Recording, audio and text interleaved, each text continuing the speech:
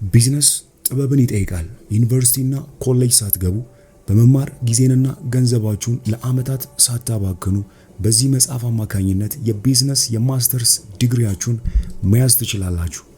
ይሄ ዲግሪ ለምን የተባለለት ስለ ቢዝነስ ጥበቦች ከሀ እስከ ፐ የሚያስተምረው ድንቅ መጽሐፍ ዋና ዓላማው የቢዝነስ ትምህርት ቤት ሳንገባና ዲግሪ ሳንይዝ ቢዝነሶችን በጥበብ እንድንመራ እጅግ ስኬታማ የቢዝነስ ሰው እንዴት መሆን እንደምንችል በእጅጉ የሚረዳን ነው። ይህ ዘ ፐርሰናል ኤምቢኤ ወይም የቢዝነስ ጥበብ መጽሐፍ ለስኬታማ ንግድ የሚያስፈልጓችሁን ሁሉንም ሚስጥራት የታጨቁበት ነው። ከምርት ሂደት እስከ ስያሜ፣ ከሰራተኛ አስተዳደር እስከ ውጤታማ የሥራ ባህል፣ ከሽያጭ እስከ ስኬታማ የማስታወቂያ አሰራር ድረስ አንድ በአንድ በንግድ ሥራ ማስተርስ ዲግሪ ከተማረ ሰው እኩል ሊኖሩት የሚችሉት ዕውቀቶች ሁሉ በዚህ መጽሐፍ ውስጥ ታጭቀው ተቀምጠውላችኋል። መጽሐፉ የንግድ ኮሌጅ ደጃፍን ሳትረግጡ ንግድ ከተዋጣላቸው ሚሊዮነሮችና ቢሊዮነሮች ተርታ እንድትሰለፉ ያስችላችኋል። በአጭር ቃል ይህን መጽሐፍ አስቀምጥ ካላችሁኝ ቢዝነስ የሚፈልገውን ጥበብ ሁሉ የምትማሩበት እጅግ ወርቃማ መጽሐፍ ነው።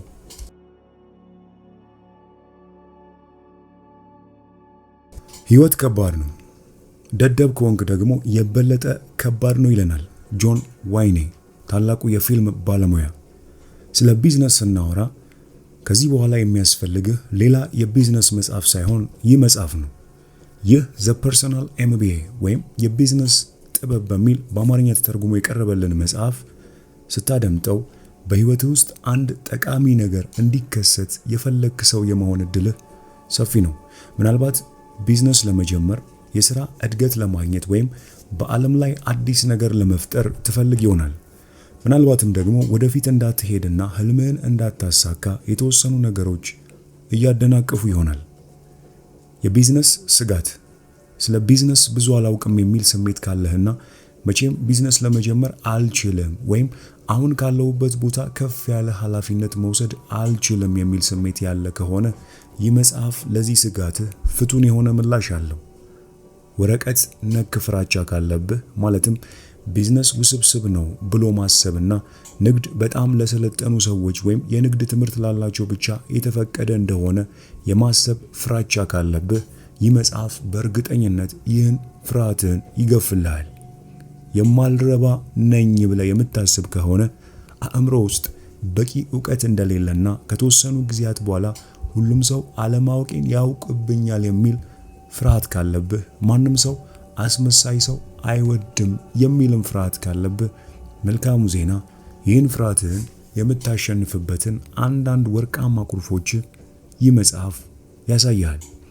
መልካም ዜና ይኸውልህ፣ ከሞላ ጎደል ሁሉም ሰዎች ይህ መሰረት የለሽ ፍርሃት አለባቸው። መልካሙ ነገር እነዚያን ፍርሃቶችህን በቀላሉ ልታስወግዳቸው የምትችላቸው መሆናቸው ነው።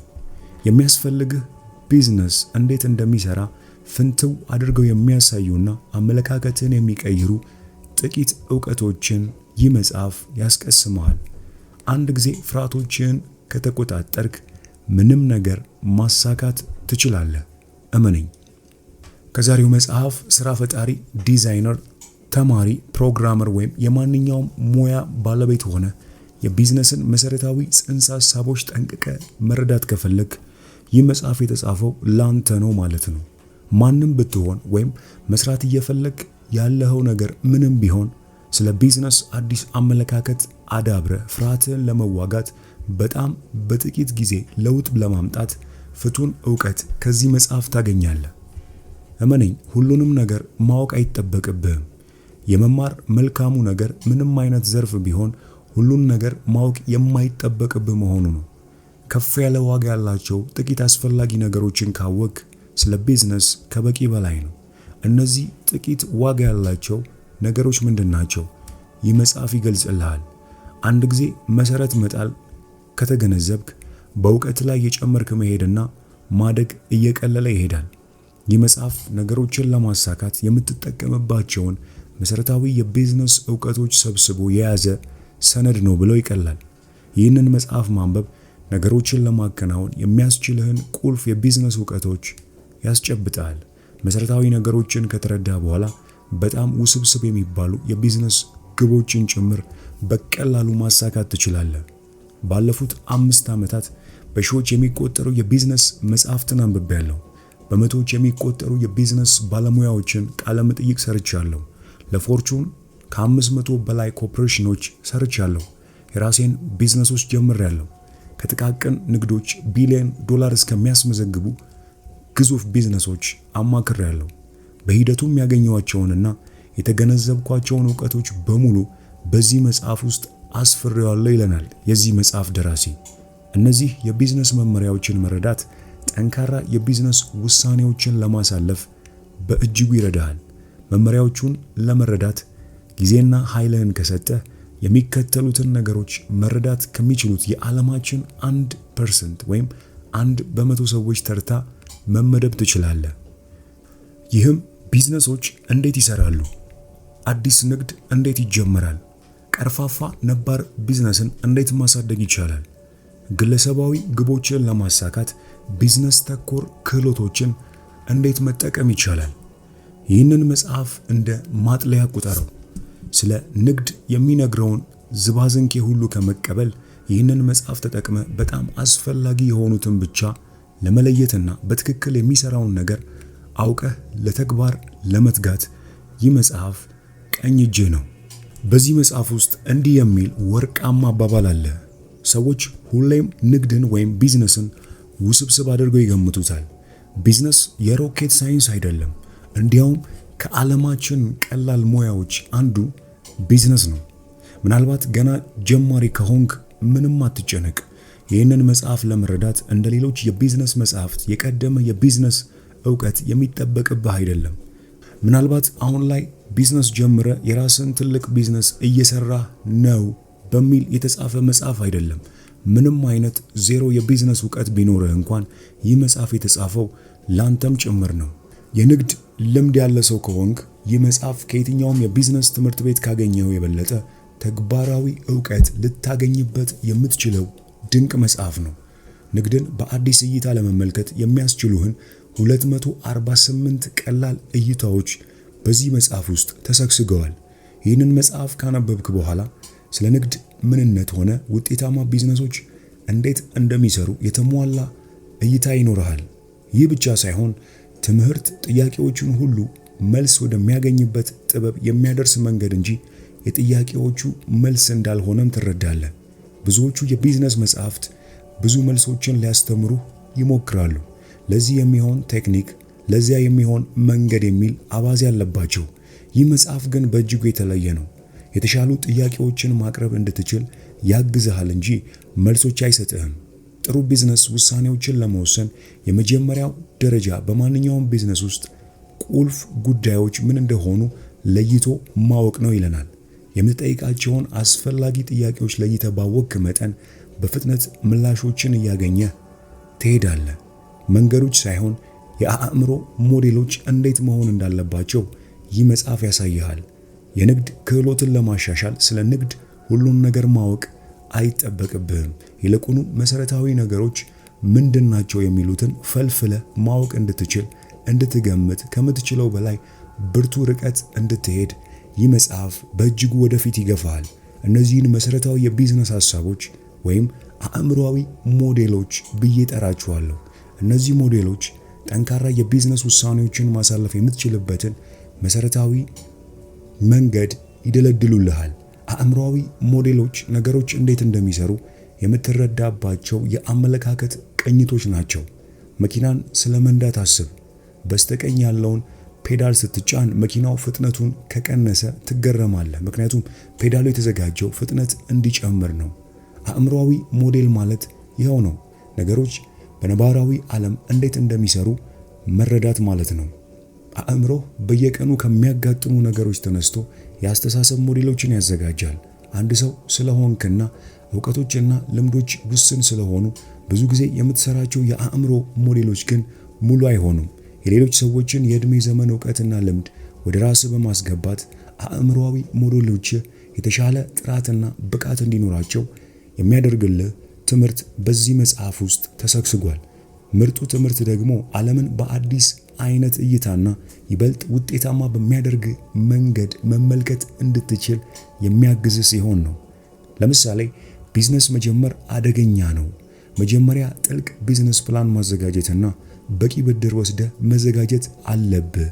ቢዝነስ በእውቀትህ መጠን ሳይሆን ማንን ታውቃለህ በሚለው ነው የሚወሰነው የሚሉትን የድሮ አባባሎች ብዙ ሰዎች ያምንቧቸዋል። እነዚህ አባባሎች የአእምሮአዊ ሞዴሎች ናቸው፣ ነገር ግን የተሟሉ አይደሉም፣ አንካሶች ናቸው። አሁን ያሉህን አእምሮአዊ ሞዴሎች ማስተካከል ከቻልክ እየሰራኸው ያለው ነገር ጥርት አድርገህ እንድታስብና የተሻለ ውሳኔ ማሳለፍ እንድትችል ይህ መጽሐፍ በእጅጉ ይረዳሃል። ይህ ብቻ አይደለም። በርካታ ደንበኞቼ እዚህ መጽሐፍ ውስጥ የሚገኙትን የአእምሮአዊ ሞዴሎች ካነበቡ በኋላ ንግድ ምን እንደሆነና ቢዝነስ እንዴት እንደሚሰራ የነበራቸው እይታ የተሳሳተ እንደነበር ተገንዝበዋል። እነዚህን ሞዴሎች መማር በመጨናነቅና በመርበትበት ፋንታ ከጭንቀት ድነው ወደፊት መራመድ እንዲችሉ ይህ መጽሐፍ ነፃነት ሰጥቷቸዋል። ይህ መጽሐፍ የቢዝነስ መሰረታዊ ዕውቀቶች እንዲኖሩ በማድረግ ጊዜና ኃይልህን አዳዲስ ነገሮችን መፍጠር፣ ትኩረትን መሳብ፣ ሽያጭህን መጨመር፣ ተጨማሪ ደንበኞችን ማስተናገድ፣ እድገት ማግኘት፣ ተጨማሪ ገንዘብ መስራትና ዓለምን መለወጥ ላይ እንድታተኩር በእጅጉ ያግዛል። ለሌሎች ተጨማሪ እሴት መፍጠርና የፋይናንስ ሁኔታን ማሻሻል ብቻ ሳይሆን በሂደቱም በእርግጠኝነት ደስተኛ ትሆናለህ። ብዙ ሰዎች አስገራሚ ጥያቄ ይጠይቁኛል። ይህም በማስተርስ ኦፍ ቢዝነስ አድሚኒስትሬሽን ዲግሪ ወይም ማስተርስ አለህ ወይ ብለው ይጠይቁኛል። መልሴ የለኝም ነው። ነገር ግን የቢዝነስ ትምህርት ቤት ገብቼ ነበር የሚል ምላሽ እሰጣችኋለሁ። ይህ ክፍል የግል የንግድ አመራር ማስተርስ ዲግሪን ወይም ፐርሰናል ኤምቢኤ ታሪክ የሚያሳይ ነው። ይህ መጽሐፍ ክፍል ጠቃሚ መሆኑን ባምንም አጠቃላይ የመጽሐፉ ዋጋ ከኔ ታሪክ ጋር በቀጥተኛ የተገናኘ አይደለም። በመሆኑ በቀጥታ ወደ መጽሐፉ ይዘት መግባት የምትፈልግ ከሆነ ይህንን ክፍል በስፋት መረዳት ይኖርብሃል። ይህን መጽሐፍ ካደመጥክ ወይም ካነበብክ ኤምቢኤ ወይም ማስተርስ ኦፍ ቢዝነስ አድሚኒስትሬሽን ዲግሪም ሆነ ማስተርስ ሊኖር አያስፈልግም። ይህ መጽሐፍ በቢዝነስ ማኔጅመንት ኤንድ አድሚኒስትሬሽን ከፍተኛ ዲግሪ ካለው ሰው ጋር እኩል እንድትሆን ያስችላል። እውነቱን ለመናገር በጣም አንባቢ ሰው ነበርኩ ማለት እችላለሁ። ነገር ግን ስለ ንግድ ሥራ ለመማር ከመወሰኔ በፊት በብዛት የማነበው ልብ ወለድ መጽሐፎችን ነበር። መጽሐፍት በሰፊው የልጅነቴ አካል የነበሩ ቢሆንም ቢዝነስ ላይ ግን እንደዚህ አልነበርኩም። የመጀመሪያ ስራዬን ከማግኘቴ በፊት ስለ ቢዝነስ አሰራሮች የማውቀው ነገር አልነበረም። ስለ ቢዝነስ የማስበው በውስጡ የነበሩ ሂደቶች ውስብስብነት፣ የሰዎች ብዛት፣ ለእያንዳንዷ ጠብታ ነገር የሚሰጠው ትኩረትና የሚታለፍበት የምርት ሂደት፣ አዳዲስ ምርት የመፍጠር ሂደቱ፣ ሽያጩ፣ ብራንዲንጉ፣ ማርኬቲንግ፣ ከትልልቅ ካምፓኒዎች ጋር ያለው ግንኙነት በጣም ሰፊ ትምህርት ቤት ነበር። ተመርቄ ስራ ጀምሬ በፊት በነበረው የእረፍት ጊዜ ወደ መዝናኛ ቦታዎች በመሄድ ፋንታ እያንዳንዷን ጊዜን ስለ ቢዝነስ መመርመርና ማንበብ ለማወቅ ለመቆየት ወሰንኩ። ልክ ስራዬን ስጀምር በርካታ የቢዝነስ ትምህርት ቤቶች የማይዳስሷቸውን የስነ ልቦና፣ ፊዚካል ሳይንስና ሲስተም ቲዮሪን ጨምሮ በመቶዎች የሚቆጠሩ መጽሐፍትን በእጄም ወደ አእምሮዬ ለማስገባት ችያለሁ። ፒ&ጂ ፕሮክተር ኤንድ ጋምብል ውስጥ ለመጀመሪያ ቀን ስራ ስገባ በእነርሱ ላይ ተመስርቼ የራሴን ስትራቴጂ ለማካሄድ ዝግጁ ሆኜ ነበር።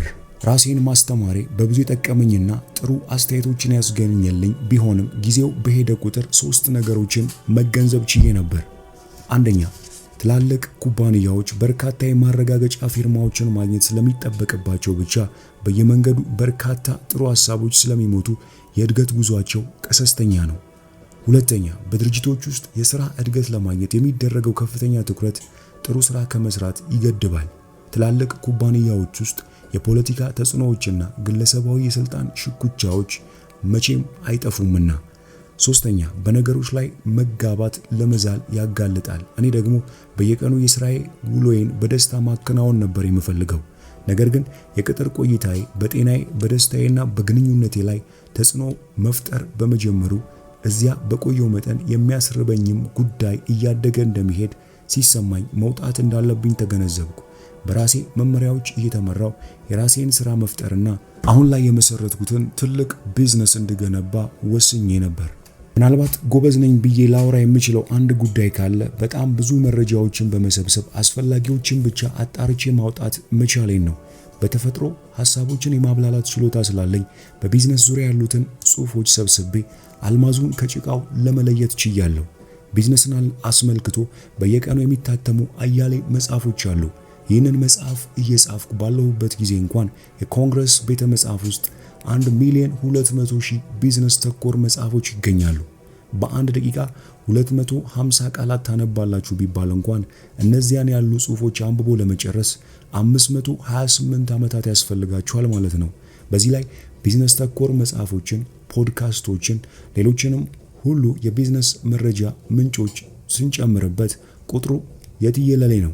እኔ መረጃ ማሰባሰብ የጀመርኩ ሰሞን አስቸጋሪ የሆነብኝ ጉዳይ ቤተ መጽሐፍ ሄጄ የማነሳው መጽሐፍ ከምር መረጃ ለመስጠት የተጻፈ ነው ወይስ ይህንንም ያንንም አስፍሮ ገንዘብ ለማግኘት ያለመ ነው የሚለው የመለይበት ቀላል ዘዴ አለመኖሩ ነበር።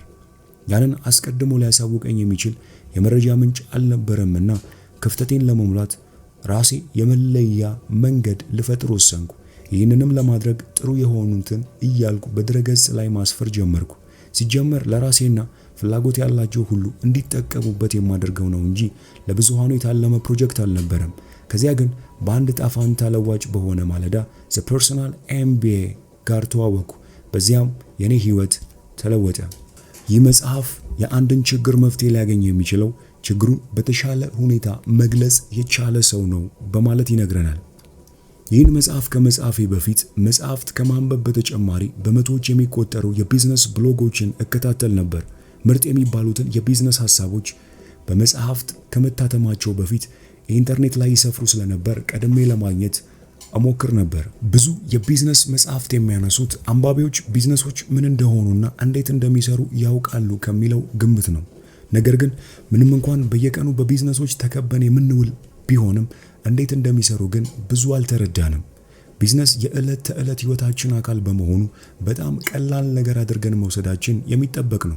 ዙሪያን ተመልከት። በአካባቢ ያሉትን ዕቃዎች በሙሉ ያቀረቡልህ የሆኑ ቢዝነስ ወይም ንግዶች ናቸው። ቢዝነስን እንደሚከተለው ይህ መጽሐፍ ይገልጽልናል። ማንኛውም ስኬታማ ቢዝነስ አንደኛ እሴት ያለው ነገር ይፈጥራል ወይም ያቀርባል። ሁለተኛ ሌሎች የሚፈልጉትን ወይም የሚያስፈልጋቸውን ያውቃል። ሶስተኛ ለመክፈል ፈቃደኛ በሆነበት ዋጋ ምርቱን ያቀርባል። አራተኛ የገዢውን ፍላጎት ባሟላ መልኩ ያቀርበዋል።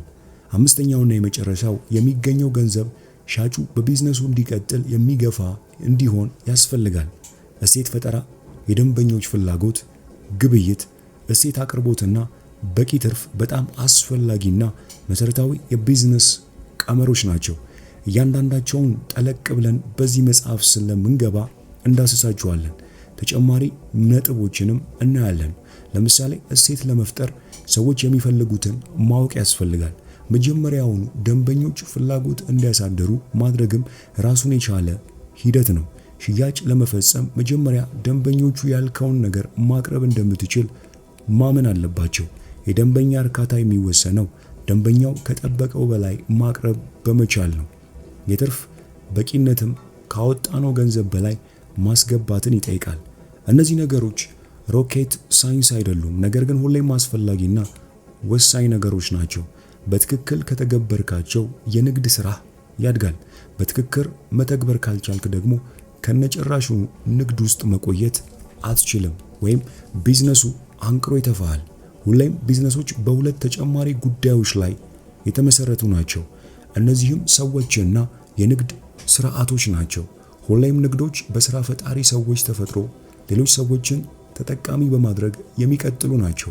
ቢዝነሶች እንዴት እንደሚሰሩ ለመረዳት ሰዎች እንዴት እንደሚያስቡ፣ እንዴት ውሳኔ እንደሚያስተላልፉ እንዲሁም እንዴት እንደሚግባቡ መገንዘብ ያስፈልጋል። የንግድ ስርዓቶች ደግሞ የማይታዩ ነገር ግን ቢዝነሶችን በአንድ ላይ አስተሳስረው የሚያያይዙ መርሆች ናቸው። ዞሮ ዞሮ አንድ ቢዝነስ የበርካታ ሂደቶች ትስስር ውጤት ነው። ሂደቶቹ የሚመሰረቱት መንገድ በመረዳት አጠቃላይ የንግድ ስርዓቱን ማሻሻል ይቻላል። የዚህ መጽሐፍ ደራሲ እንዲህ ይለናል። ይህንን መጽሐፍ ከመጻፌ በፊት የአእምሮ ሞዴሎቹን ከደንበኞቼ ጋር ሞክሬያቸው ውጤታማነታቸውን ደጋግሜ አረጋግጫለሁ። ብዙዎቹ ንግድ ጀማሪዎች በ4 ሳምንታት ጊዜ ውስጥ ብቻ ከሐሳብ ተነስተው ውጤታማ ቢዝነስ ለመገንባት ሲችሉ በአይኔ ተመልክቻለሁ። እነዚህን ነጥቦች ወሳኝ የሆኑት ውጤታማ ስለሆኑ ነው። ሌሎች ከፍ ያለ እሴት በመስጠት የገንዘብ ሁኔታን ማሻሻል ብቻ ሳይሆን ውስብስቡን ነገር በአጭር ጊዜ ውስጥ ለማከናወን በሂደቱም ደስታ ለማግኘት ይህ መጽሐፍ በቢዝነስ እንዴት እንደምትችል ያሳያል። ስለዚህ ከዚህ መጽሐፍ ምን እንደምትማር እንመልከት። በቅድሚያ ግን አንድን ዘርፍ መጀመሪያ ማጥናት ስትጀምር ቢሊዮን ነገሮችን ማስታወስ ያለብህ ሊመስል ይችላል። ግን እንደዛ አይደለም። ማስታወስ የሚገባ ከ3 እስከ 12 የሚሆኑ ቁልፍ መመሪያዎችን ብቻ ነው። ማስታወስ ይኖርብኛል ብለህ የምታስባቸው ቢሊዮን ነገሮች የነዚህ ቁልፍ መመሪያዎች ጥምር ውጤት ናቸው። ስለዚህ ይህ መጽሐፍ ውጤታማ የሆኑ የቢዝነስ መሰረታዊያንን በአጭር ጊዜና በቀላል አገላለጽ እንድትረዳ ለማስቻል የተጻፈ ነው። ልትማሩ ከምትችሏቸው ነገሮች መካከል የሚከተሉት ይገኙበታል። የመጀመሪያው ቢዝነሶች እንዴት እንደሚሰሩ ማወቅ። እያንዳንዱ ውጤታማ ቢዝነስ ጠቅለል ተደርጎ ሲገለጽ እሴት የሚያቀርብ በሌሎች ዘንድ የሚፈለግ ወይም የሚያስፈልጋቸውን ለመክፈል ፈቃደኛ በሆኑበት ዋጋ መቅረብ የሚችል የደንበኞቹን ምቾትና ፍላጎት የሚያሳካ እንዲሁም ለአቅራቢው በቂ ገንዘብ ወይም በቂ ገቢ በማስገኘት አቅርቦቱን ለመቀጠል የሚያበረታታ መሆን አለበት። ከምዕራፍ 1 እስከ 5 ያለው ቢዝነሶች እንዴት እንደሚሰሩና ውጤታማነታቸውን ለማሻሻል መቼ፣ ምን፣ እንዴት ማድረግ እንዳለብህ የሚዳስስ ነው። ሰዎች እንዴት እንደሚያስቡ መገንዘብ። ማንኛውም ቢዝነስ በሰዎች ተፈጥሮ ሌሎች ሰዎችን በመጥቀም ላይ ተመስርቶ የሚቀጥል እንደሆነ መገንዘብ ይኖርብሃል። ከዚህ መጽሐፍ ውስጥ የሰዎች አእምሮ እንዴት እንደሚሰራ፣ እንዴት የተሻለ አሰራር መከተል እንደምትችል እንዲሁም ፕሮፌሽናል ግንኙነቶችን እንዴት መመስረትና ማጠናከር እንደምትችል በግልጽ ተብራርቷል። የንግድ ስርዓቶች እንዴት እንደሚሰሩ መረዳት። ቢዝነሶች በተለያዩ ውስብስብ ሲስተሞች የሚያልፉና የተጠናከሩ እንደሆኑ መረዳት ያስፈልጋል። ውስብስብ ሲስተሞችን እንዴት መረዳት እንደምትችልና እንዴት እንደምታሻሽላቸው የሚረዱ መረጃዎች በዚህ መጽሐፍ ውስጥ ቀርበውልሃል። ይህንን መጽሐፍ ሙሉ ለሙሉና በእጅጉ ለመጠቀም ሁሉም ጥሩ ሐሳቦች በሺህ ለሚቆጠር ጊዜ አስቀድመው ታስበዋል። በትክክል የኛ ልናደርጋቸው ከፈለግን ከራሳችን ልማድ ጋር እስኪጣመሩ ድረስ ደጋግመን ልናስባቸው ይገባል።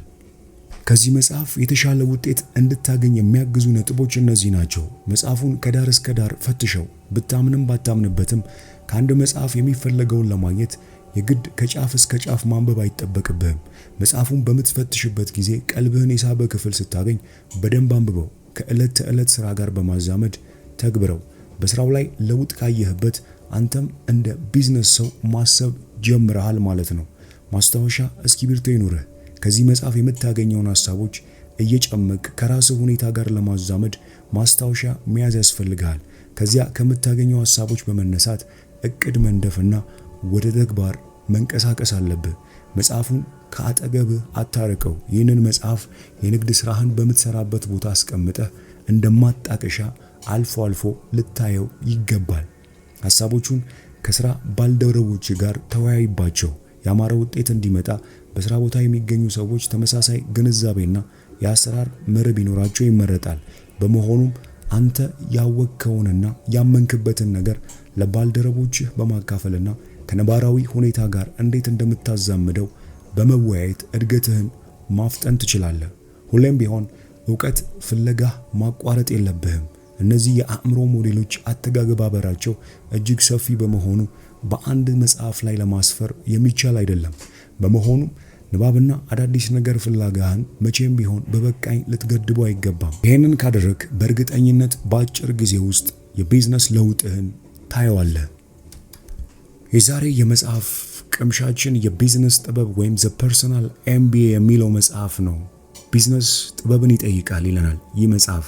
ዩኒቨርሲቲና ኮሌጅ ሳትገቡ በመማር ጊዜንና ገንዘብን ለዓመታት ሳታባክኑ በዚህ መጽሐፍ አማካኝነት የቢዝነስ የማስተርስ ዲግሪያችሁን መያዝ ትችላላችሁ። ይሄ ዲግሪን ለምን የተባለለትና ስለ ቢዝነስ ጥበቦች ከሀ እስከ ፐ የሚያስተምረው መጽሐፍ ዋና ዓላማው የቢዝነስ ትምህርት ቤት ሳንገባና ዲግሪ ሳንይዝ ቢዝነሶችን በጥበብ እንድንመራና እጅግ ስኬታማ የቢዝነስ ሰው እንድንሆን በእጅጉን የሚረዳን መጽሐፍ ነው። ይህ የቢዝነስ ጥበብ ወይም ዘ ፐርሰናል ኤምቢኤ መጽሐፍ ለስኬታማ ንግድ የሚያስፈልጉ ሁሉም ሚስጥራት የታጨቁበት መጽሐፍ ነው። ከምርት ሂደት እስከ ስያሜ፣ ከሰራተኛ አስተዳደር እስከ ውጤታማ የሥራ ባህል፣ ከሽያጭ እስከ ስኬታማ የማስታወቂያ አሰራር ድረስ አንድ በአንድ በንግድ ሥራ ማስተርስ ዲግሪ የተማረ ሰው ሊኖሩት የሚችሉ ዕውቀቶች ሁሉ በዚህ መጽሐፍ ውስጥ ታጭቀው ተቀምጠውልሃል። መጽሐፉ የንግድ ኮሌጅ ደጃፍን ሳይረግጡ ንግድ ከተዋጣላቸው ሚሊዮነሮችና ቢሊዮነሮች ተርታ ይመድብሃል። በያዝከውም ሆነ ገና ልትይዘው ባሰብከው ተርታ ለመሰለፍ ይህንን መጽሐፍ የግድ ማንበብ ይኖርብሃል። በአጭሩ ይህ መጽሐፍ ቢዝነስ የሚፈልገውን ጥበብ ሁሉ የምትማርበት እጅግ ድንቅ መጽሐፍ ነው። ብዙ ሰዎች በንግድ ውጤታማ ለመሆን ወይም በስራቸው ለመላቅ የንግድ ትምህርት ቤት ገብተው መማር ያለባቸው ይመስላቸዋል። ያ ግን ትክክል አይደለም። አብዛኛው ዘመናዊ ንግድ ከመሰረታዊ ዕውቀቶችና በጣም ወሳኝ ከሆኑ ጥቂት እይታዎችና መመሪያዎች የዘለለ ነገር አይፈልግም። ይህ መጽሐፍ የንግድ አሰራር መግቢያ ነው።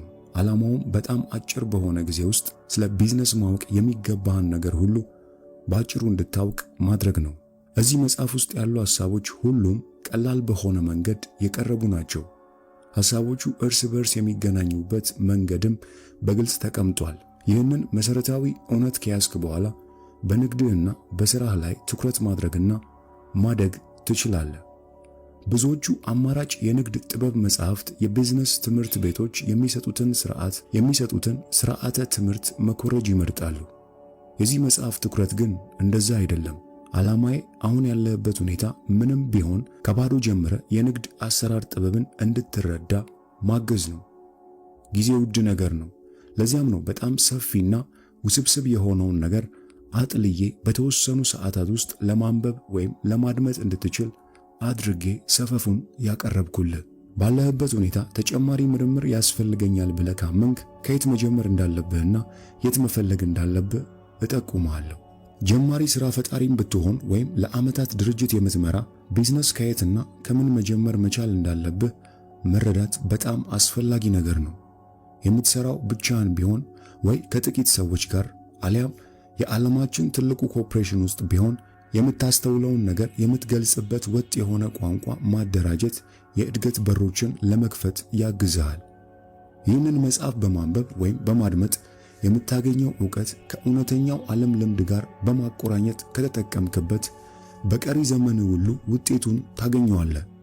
ይህ መጽሐፍ የተሻለ ገንዘብ እንድትሰራ፣ የተሻለ ሥራ እንድታከናውንና የተሻለ ደስታ እንድታገኝ እንዲያግዝህ እመኛለሁ። ቢዝነስ እንዴት ይፈጠራል? ሰዎች የሚፈልጉትና የሚያስፈልጋቸውን ነገር አጥርተህ ስራ። ሳይጠገን የቆየ ስብራት መፍትሄ ሲያገኝ የሚጨምረው እሴት የላቀ ነው። ብዙ ሰዎች የተሰበረባቸው አንተ ልትጠግነው የምትችለው ነገር ካለ ያ የወርቅ ጉድጓድህ ነው። እያንዳንዱ ስኬታማ የሆነ ቢዝነስ የሆነ ዋጋ ያለው ነገር ይፈጥራል። ስለዚህ አንተም የሌሎችን ሰዎች ሕይወት በማሻሻል ሰዎች በበቂ ሁኔታ የሌላቸውን ነገር ፈልገ በማግኘትና በማቅረብ ቢዝነስ መስራት እንድትችል ያልተገደበ ዕድል አለ። የምትፈጥረው እሴት የተለያዩ መልኮች ሊይዝ ይችላል።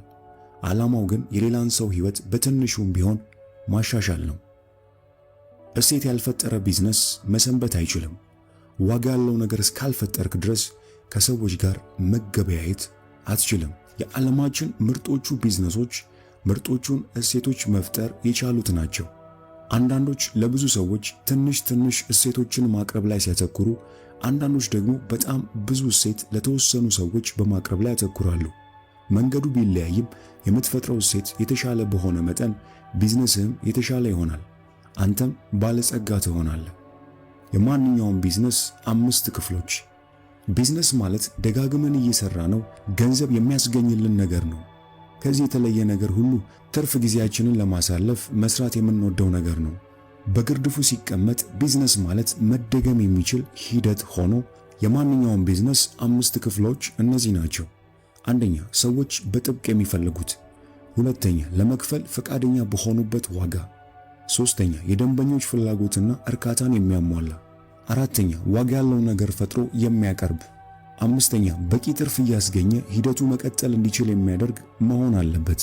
የምትሰራው ሥራ የአንድ ሰው እንቅስቃሴ ወይም የቢሊዮን ዶላር ዋጋ ያለው ኮርፖሬሽን ቢሆን እንኳን ይህ መርህ አይቀየርም። ከነዚህ መገለጫዎች አንዱን ብትቀንሰው ቢዝነስ አይኖርህም። ለሌሎች እሴቶች መጨመር የማይችል ቢዝነስ እንደ መዝናኛ ነው። የሌሎችን ትኩረት መሳብ የማይችል ቢዝነስ የሚረባ አይደለም። የፈጠረውን እሴት መሸጥ የማይችል ቢዝነስ የበጎ አድራጎት ድርጅት ነው። ፈጠርኩ ያለውን እሴት ማቅረብ የማይችል ቢዝነስ አጭበርባሪነት ነው። ራሱን ለማስቀጠል የሚያስችል ገቢ ለማስገኘት የማይችል ቢዝነስ መዘጋቱ አይቀሬ ነው። በዋናነት አንድ ቢዝነስ በአምስቱ መሰረታዊ ሂደቶች የተዋቀረ ሆኖ እናገኘዋለን። አንደኛ፣ እሴት ፈጠራ፣ ሰዎች የሚፈልጉት ወይም የሚያስፈልጋቸውን ፈልጎ መፍጠር። ሁለተኛ፣ ማርኬቲንግ፣ የፈጠርከውን ነገር ትኩረት እንዲያገኝና ሰዎች እንዲፈልጉት ማድረግ። ሶስተኛ፣ ሽያጭ፣ ፍላጎት ያሳደሩትን ሰዎች ወደ ደንበኝነት መቀየር። አራተኛ፣ እሴቱን ማድረስ፣ እሰጣለሁ ብለን ቃል የገባነውን እሴት ለደንበኞችህ ማድረስና በምርቱ ወይም አገልግሎቱ መደሰታቸውን ማረጋገጥ። አምስተኛው ፋይናንስ፣ ጥረትህን ሊያስቀጥል የሚችል በቂ ገንዘብ ማግኘት መቻል። እነዚህ 5 ነገሮች ቀላል ከመሰሉ በእርግጥም ቀላል ስለሆኑ ነው። ቢዝነስ ሮኬት ሳይንስ አይደለም፣ ሆኖም አያውቅም። ቢዝነስ ማለት ችግሮችን ፈልጎ ማግኘትና ሁለቱንም ወገን ተጠቃሚ በሚያደርግ መልኩ ችግሩን መፍታት መቻል ነው። ቢዝነስን ከዚህ በተለየ መልኩ አወሳስቦ ሊገልጽ የሚሞክር ሰው ካለ ወይ ሊያስደምም ፈልጓል ወይ የማያስፈልግህን ነገር ሊሸጥልህ እየሞከረ ነው። 5ቱ የቢዝነስ አካላት የማንኛውም ውጤታማ ቢዝነስም ሆነ ቢዝነስ እቅድ መሰረታዊያን ናቸው። እነዚህን ነገሮች በትክክል መግለጽ ከቻልክ ቢዝነሱ እንዴት እንደሚሰራ ተረድተሃል ማለት ነው። ቢዝነስ ለመጀመር እያሰብክ ከነበር እነዚህን 5 ነገሮች ምን መምሰል እንዳለባቸው ከመረዳት መጀመር ጥሩ ነገር ነው። እነዚህን ነገሮች በዝርዝር ማስቀመጥ ካልቻልክ ቢዝነሱ እንዴት እንደሚሰራ በትክክል አልተረዳህም ማለት ነው። እሴት ጨማሪ ክህሎቶች። እንደ ቢዝነስ ሰው ዋጋህን ማሳደግ ከፈለክ ከ5ቱ ሂደቶች ጋር ቀጥተኛ ግንኙነት ያላቸውን ክህሎቶችን አሻሽል። ክህሎቶች ሁሉ የኢኮኖሚ እሴት ጨማሪ ላይሆኑ ይችላሉ። አንዳንድ ክህሎቶች ለመዝናናትና ለመደሰት የሚያገለግሉ ሊሆኑ ይችላሉ። እንደዚያ መሆናቸውም ችግር የለውም። ከ5ቱ መካከል ከአንዱ ጋር ቀጥተኛ ግንኙነት የሌላቸው ክህሎቶች ገቢ እንዲያስገኙልህ መጠበቅ የለብህም። እሴት ከመፍጠር፣ ከሽያጭ ሥራ፣ ከሽያጭ፣ ከእሴት ማቅረብ እንዲሁም ፋይናንስን ከመቆጣጠር ጋር የተያያዙ ክህሎቶች የኢኮኖሚ ዋጋ ያላቸው ክህሎቶች ናቸው። ድግስ ደግሰ ሰው ጠርተ ማንም ባይመጣስ? በቢዝነስ ዓለም ይህ ዘውትር የሚከሰት ነገር ነው። በየቀኑ እንዲህ አይነት ነገሮች ይከሰታሉ። በቂ ገቢ ማመንጨት የማይችሉ ቢዝነሶች መቀጠል አይችሉም። ገቢህ የሚወሰነው የምታቀርበውን ምርት ወይም አገልግሎት በሚፈልጉት ሰዎች መጠን ነው። ሁሉም ቢዝነስ በመሰረታዊነት ሊንቀሳቀስ የሚችለው ተፈላጊ በሆነበት ገበያ ስፋትና ጥራት ላይ ተመስርቶ ነው። የገበያው የብረት ሕግ ቀዝቃዛ፣ ጠንካራና ምህረት የለሽ ነው። ልታቀርብ የፈለግከውን ነገር የሚፈልጉ በቂ ሰዎች ከሌሉ ቢዝነስ መቀጠል አይችልም። የተሻለው አቀራረብ ሰዎች የሚፈልጉትን ነገር ማቅረብ ነው። ማንም ሰው የማይፈልገውን ነገር መፍጠር ኪሳራ ነው። ከመዝለል በፊት አስተውለ ተመልከት የሚለው የገበያ ጥናት ጥቅስ ለዚህ አስፈላጊ ነው። በቀጣዮቹ ምዕራፎች ገንዘብህንና ጊዜህን አንዳች ነገር ለመፍጠር ከመሰዋት በፊት እንዴት የገበያ ጥናት ወይም ዳሰሳ ማድረግ እንደምትችል እንመለከታለን። ሰዎችን የሚገፉ ቁልፍ ምክንያቶች። የሰዎችን ፍላጎት መረዳት ምላሽ ለመስጠት ግማሽ መንገድ ይወስደናል። ውጤታማ ቢዝነስ መገንባት ካለብህ ስለ ሰዎች ፍላጎት በቂ መረዳት ሊኖር ይገባል። በብዛት የታወቀውና የሰዎችን ፍላጎቶች የሚተነትነው ሄራርኪ ኦፍ ኒድስ የፍላጎቶች እርከን የተሰኘ ቀመር ነው። ቀመሩ በ1943 አብርሃም ማስሎ በተባለ ሰው የተቀመረ ነው። የማስሎው ንድፈ ሐሳብ እንደሚለው ሰዎች የሚፈልጉትን ነገር በማግኘት ሂደት ውስጥ 5 ሂደቶችን ያልፋሉ። እነዚህም ስነ ልቦና፣ መሰረታዊ ፍላጎት፣ ደህንነት፣ ፍቅር፣ በራስ መተማመንና ግለ ፍጹምና ናቸው። ስነ ልቦና ዝቅተኛውን የሰው ልጅ ፍላጎት ሲወክል፣ ግለ ፍጹምና ከፍ ያለውን የሰው ልጅ ፍላጎት ወይም ወደ ውስጥ መመልከትን ይወክላል። በማስሎ የፍላጎቶች መሰላል መሰረት አንድ ሰው ከፍ ወዳለው ፍላጎቱ ከመሸጋገሩ በፊት ከስር ያሉት አስቀድመው መሟላት አለባቸው። የምትመገበው ከሌለ ወይም አካላዊ ችግር ውስጥ ከሆንክ ምናልባትም ሰዎች ላንተ ስላላቸው ፍቅር ወይም ስለ ግለሰባዊ እድገት ልትጨነቅ አትችልም። በዚህ ቀመር መሰረት ሰዎች መጀመሪያ በህይወት መቆየትን፣ ቀጥሎ ግንኙነቶችን፣ ከዚያም እድገትን ይፈልጋሉ። ሰዎች ጓደኞች ወደ ማፍራትና ወዳጅ ፍለጋ የሚሰማሩት በህይወት ለመቆየት የሚያስፈልጋቸውን ካገኙ በኋላ ነው። በግንኙነቶቻቸው ደስተኛ ሲሆኑ ደግሞ ክህሎቶቻቸውን ስለማሳደግና በሚወዱት ሥራ ላይ ስለመሰማራት ያስባሉ። መጀመሪያ በህይወት መቆየት፣ ቀጥሎ ግንኙነት፣ ቀጥሎ እድገት። ከነዚህ ፍላጎቶች ውስጥ አንዱ ያልተሟላላቸው የሰዎች ስብስብ ሲኖር ይህንን ክፍተት ለመሙላት ገበያ ይፈጠራል። እናም ያቀረብከው ነገር በቀጥታ እነዚህን ፍላጎቶች የሚያሟላ በሆነ መጠን በገበያው ዘንድ ተፈላጊነቱ የጎላ ይሆናል። በጥቅሉ ሁሉም ቢዝነሶች የሚሸጡት ገንዘብን፣ ከበሬታን፣ ኃይልን፣ ፍቅርን፣ ዕውቀትን፣ ደህንነትን፣ ደስታንና ጉጉትን በመቀላቀል ነው። ያቀረብከው ነገር የተዘረዘሩትን ነገሮች እንዴት እንደሚያሳካ ግልጽ ሆኖ በቀረበ መጠን ይበልጥ ሳቢ ይሆንልሃል። አዲስ ቢዝነስን ለመመስረት ወይም ነባር ቢዝነስን ወደ አዲስ ገበያ ለማስገባት እያቀድክ ከሆነ ከመጀመር በፊት ጥናት መስራት ጠቃሚ ነገር ነው። ገበያን ለመገምገም የሚሆኑ 10 መንገዶች። ከዚህ በታች የተዘረዘሩት 10 መለኪያዎች መሰረት አንድን ቢዝነስ ከ0 እስከ 10 ነጥብ እየሰጠ ገምግም። 0 ምንም ዕድል የለውም የሚልን ሲወክል፣ 10 ደግሞ በጣም አስፈላጊ ነው የሚለውን ይወክላል። ነጥቦቹ አንድን ገበያ ለመገምገም ቀላል መንገዶች ናቸው። አንደኛ፣ አጣዳፊነት። ይህ ነገር ለሰዎች በአሁኑ ጊዜ በጣም ያስፈልጋል ብለህ ጠይቅ። ሁለተኛ፣ የገበያ ስፋት። ይህንን ነገር እየፈለጉ ያሉ ሰዎች ምን ያህል ናቸው? ሶስተኛ፣ የዋጋ አቅም። ለዚህ ነገር ሰዎች ሊከፍሉ የሚችሉት ከፍተኛ ዋጋ ምን ያህል ነው? አራተኛ፣ ደንበኛን ለመያዝ የሚያስወጣው ወጪ። አዲስ ደንበኛን ማግኘት ምን ያህል ቀላል ነው? ለመሸጥስ ምን ያህል አማካኝ ዋጋ ያስወጣል? አምስተኛ፣ ምርቱን ወይም አገልግሎቱን ለማድረስ ምን ያህል ጉልበትና ወጪ ይጠይቃል? ስድስተኛ፣ ቢዝነሱ ምን የተለየ ነገር አለው? አስቀድመው ገበያ ላይ ከነበሩት ጋር ሲነጻጸር ምን ያህል የተለየ ነው? ሰባተኛ፣ የገበያ ፍጥነት። በምን ያህል ፍጥነት ገበያ ውስጥ መግባት ይችላል? ስምንተኛ፣ የቅድሚያ ወጪ። የመጀመሪያውን ሽያጭ ለመፈጸም ከመቻል በፊት ምን ያህል ወጪ ያስወጣል? ዘጠነኛ፣ ተደራቢ ምርት ለማቅረብ ያለው አቅም። አሁን ከምታቀርበው ምርት ወይም አገልግሎት በተጨማሪ ሌላ ምርት ለደንበኞችህ ደርበህ ለማቅረብ የሚያስችል እድል ይኖረዋል? አስረኛ፣ ምርቱን እያሻሻሉ ለመሄድ የሚያስወጣው ጉልበትና ወጪ። ምርቱን አንዴ ካዘጋጀው በኋላ ለረጅም ጊዜ ሳይሻሻል ማቅረብ ትችላለህ ወይስ በየጊዜው ማሻሻል የሚጠይቅ ነው? ለነዚህ ጥያቄዎች ነጥብ ሰጥተህ ነጥቦቹን በመደርደር ለ10 ካካፈልክ በኋላ ውጤቱ ከ50 በታች ከሆነ ወደ ሌላ ሐሳብ ተሻገር። ኃይልና ገንዘብህን ማዋል ያለብህ ሌሎች የተሻሉ ቦታዎችና ሐሳቦች ላይ ነው ማለት ነው። ውጤቱ ከ75 በላይ ከሆነ የያዝከው ሐሳብ በጣም ተስፋ ያለው ነው ማለት ነው። ውጤቱ ከ50 እስከ 75 ከሆነ ደግሞ እየተንገዳገደ መቀጠል የሚችል ሐሳብ መሆኑን ያሳያል። ስለዚህ በጥንቃቄ ማቀድና መተግበር ይኖርብሃል። እንደ ሥራ ፈጣሪ በጣም የተለመደው አጋጣሚ የተለየ ነው ብለህ ያሰብከው የቢዝነስ ሐሳብ አዲስ አለመሆኑና ሌሎች በተለየ መልኩ በምርትና አገልግሎት መልክ እያቀረቡት እንደሆነ መረዳት ነው። ይህ ደግሞ የማንንም በራስ መተማመን ቢሆን ይፈትናል። ታዲያ ሌሎች ሰዎች እየሰሩት ያለውን ነገር አንተ ለማቅረብ የምትሞክረው እንዴት ነው? ብዙ አትከፋ። ፉክክር ድብቅ ጠቀሜታዎች አሉት። ሁለት ቢዝነሶች እኩል የሚስቡ ሆነው ካገኘሃቸው የሚሻለህ የበለጠ ፉክክር ያለበትን መርጦ መግባት ነው። ምክንያቱም በዘርፉ ውስጥ ገና ስትጀምር የገበያው መኖር አንተ ተረጋግተህ የምታቀርበው ነገር ብልጫ እንዲኖረው አድርጎ ማቅረቡ ላይ እንድታተኩር ያስችልሃል። በዘርፉ ውስጥ በርካታ ውጤታማ ድርጅቶች መኖራቸውን ካረጋገጥክ ገበያ አለው የለውም የሚለው የቢዝነስ ትልቁ ጭንቀት ተወገደልህ ማለት ነው። ተፎካካሪዎች ምን እያደረጉ እንደሆነ ለማጥናት በጣም ምርጡ መንገድ ደግሞ ደንበኞቻቸው መሆን ነው። በምትችለው መጠን የሚያቀርቡትን ነገር ግዛ።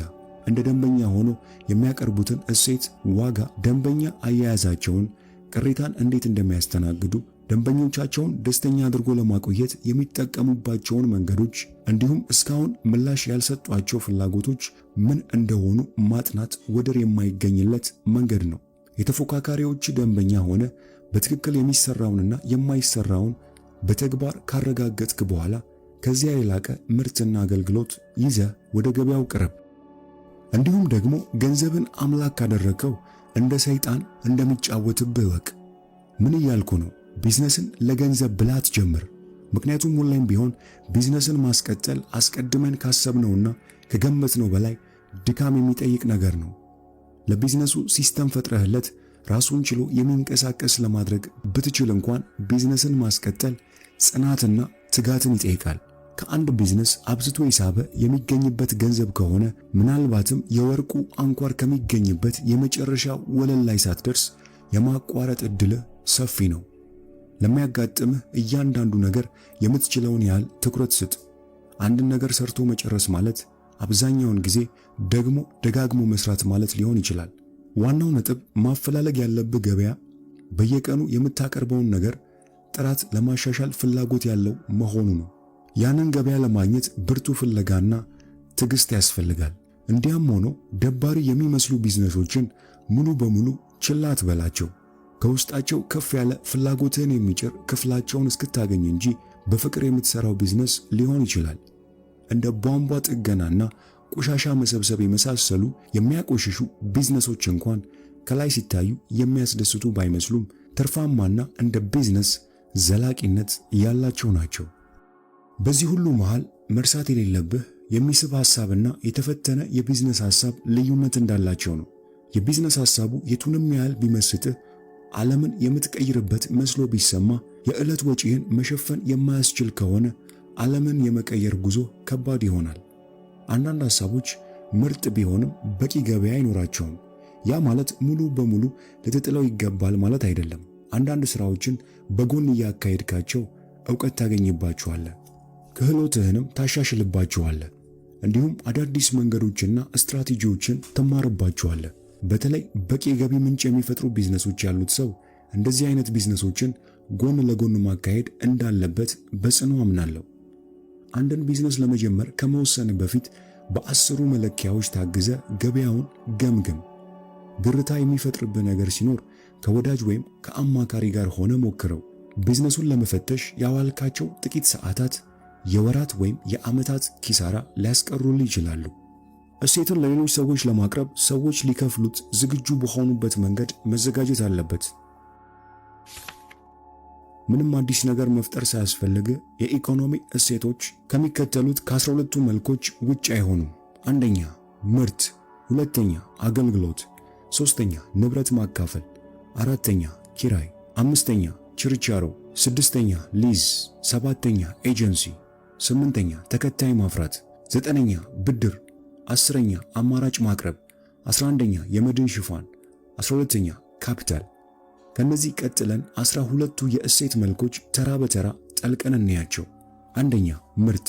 ቢዝነስ ሰዎች ለመክፈል ፈቃደኛ የሚሆኑለት ምርት ወይም አገልግሎት መፍጠር እንጂ የፋይናንስ ሳይንስ አይደለም። ምርት የእሴት የሚጨበት መልክ ነው። ምርት ተኮር ቢዝነስ ለማካሄድ አንደኛ ሰዎች ሊፈልጉ የሚችሉት አንዳች አይነት ምርት መፍጠር፣ ሁለተኛ ጥራቱ ሳይቀንስ ምርቱን ቅናሽ በሆነ ወጪ ማምረት፣ ሶስተኛ በሚቻለው ሁሉ ምርቱን በከፍተኛ ቁጥር መሸጥ፣ አራተኛ የሚመጡ ትዕዛዞችን ምላሽ መስጠት በሚቻልበት መልኩ የምርቱን መጠባበቂያ ማስቀመጥ። እሴት 2 አገልግሎት። ሁሉም ሰው ታላቅ መሆን ይችላል፣ ምክንያቱም ሁሉም ሰው ማገልገል ይችላል። አገልግሎት ሌላን ሰው በመርዳት ወይም በማገዝ ክፍያ የመጠየቅ ሂደት ነው። በአገልግሎት በኩል እሴት ለመፍጠር ለዚህ አካል አንዳች አይነት ጠቀሜታ ማስገኘት ይኖርብሃል። ውጤታማ የአገልግሎት ቢዝነስ ለመፍጠር አንደኛ ተቀጣሪዎችን መያዝ። አንዳንድ ሰዎች ሌሎች ሰዎች የሚፈልጉት ነገር ግን የሌላቸው ወይም ራሳቸው ሊጠቀሙበት የማይፈልጉት ወይም የማይችሉት ክህሎት አላቸው። ሁለተኛ አገልግሎቱ ሁሌም ከፍ ባለ ጥራት እየተሰጠ መሆኑን ማረጋገጥ። ሶስተኛ የሚከፍሉ ደንበኞችን መሳብና ደንበኛ አድርጎ ማቆየት። እሴት 3 ንብረትን ማጋራት። ያላካፈሉት ደስታ በቶሎ ይሞታል። የሚጋራ ንብረት ለረጅም ጊዜ የሚያገለግልና በርካታ ሰዎች ሊጠቀሙበት የሚችሉት ነው። አንዴ ከፈጠርከው ወይም የራስህ ካደረግከው በኋላ ሌሎች ሰዎች እየከፈሉ እንዲገለገሉበት የማድረግ ሂደት ነው። ቢዝነሱን ውጤታማ ለማድረግ አንደኛ ሰዎች ሊጠቀሙበት የሚፈልጉት አይነት እሴት ፍጠር። ሁለተኛ ጥራቱ ሳይቀንስ ቁጥራቸው በርከት ያሉ ሰዎች እንዲገለገሉበት አድርግ። ሶስተኛ የሚጋራውን ንብረት ለማሻሻልና አገልግሎቱን ለማስቀጠል ከሚያስችል በላይ በቂ ገንዘብ አግኝበት። እሴት 4 ኪራይ። የኪራይ ቢዝነስ አስቀድሞ የታወቀና ቀጣይነት ያለው ጥቅም የሚያቀርብ ሲሆን ተጠቃሚው ደግሞ በየጊዜው የተተመነ ዋጋ ይከፍላል። የሚገኘው ጥቅም የሚዳሰስ የማይዳሰስ ሊሆንም ይችላል። ቢዝነሱን ውጤታማ ለማድረግ አንደኛ በየተወሰነ ጊዜው አስፈላጊ የሆነ ጥቅም ለከፋዩ ማቅረብ፣ ሁለተኛ ብዙ ኪራይ ከፋዮችን ማግኘትና ያንኑ ማስቀጠል፣ አዳዲሶቹንም መመልመል፣ ሶስተኛ ከደንበኞች በየተወሰነ ጊዜው ቀጣይነት ያለው ክፍያ መቀበል፣ አራተኛ ደንበኞችን እስከሚቻለው ጊዜ በክፋይነት ማስቀጠል። እሴት 5 ችርቻሮ። በርካሽ ግዛ፣ በውድ ሽጥ። ችርቻሮ ከጅምላ አቅራቢ ባነሰ ዋጋ ገዝቶ ለተጠቃሚ ከፍ ባለ ዋጋ የመሸጥ ሂደት ነው። ይህንን ቢዝነስ ውጤታማ ለማድረግ አንደኛ ምርት ሊገኝበት በሚችልበት ዝቅ ባለ ዋጋ ቢቻል በጅምላ መግዛት፣ ሁለተኛ ምርቱ እስከሚሸጥ ድረስ ሳይበላሽ ማቆየት፣ ሶስተኛ ምርቱን በተሻለ ፍጥነት ገዢ አግኝቶ መሸጥ መቻል፣ አራተኛ ምርቱን ከፍ ባለ የመሸጫ ዋጋ መሸጥ። እሴት 6 ሊዝ።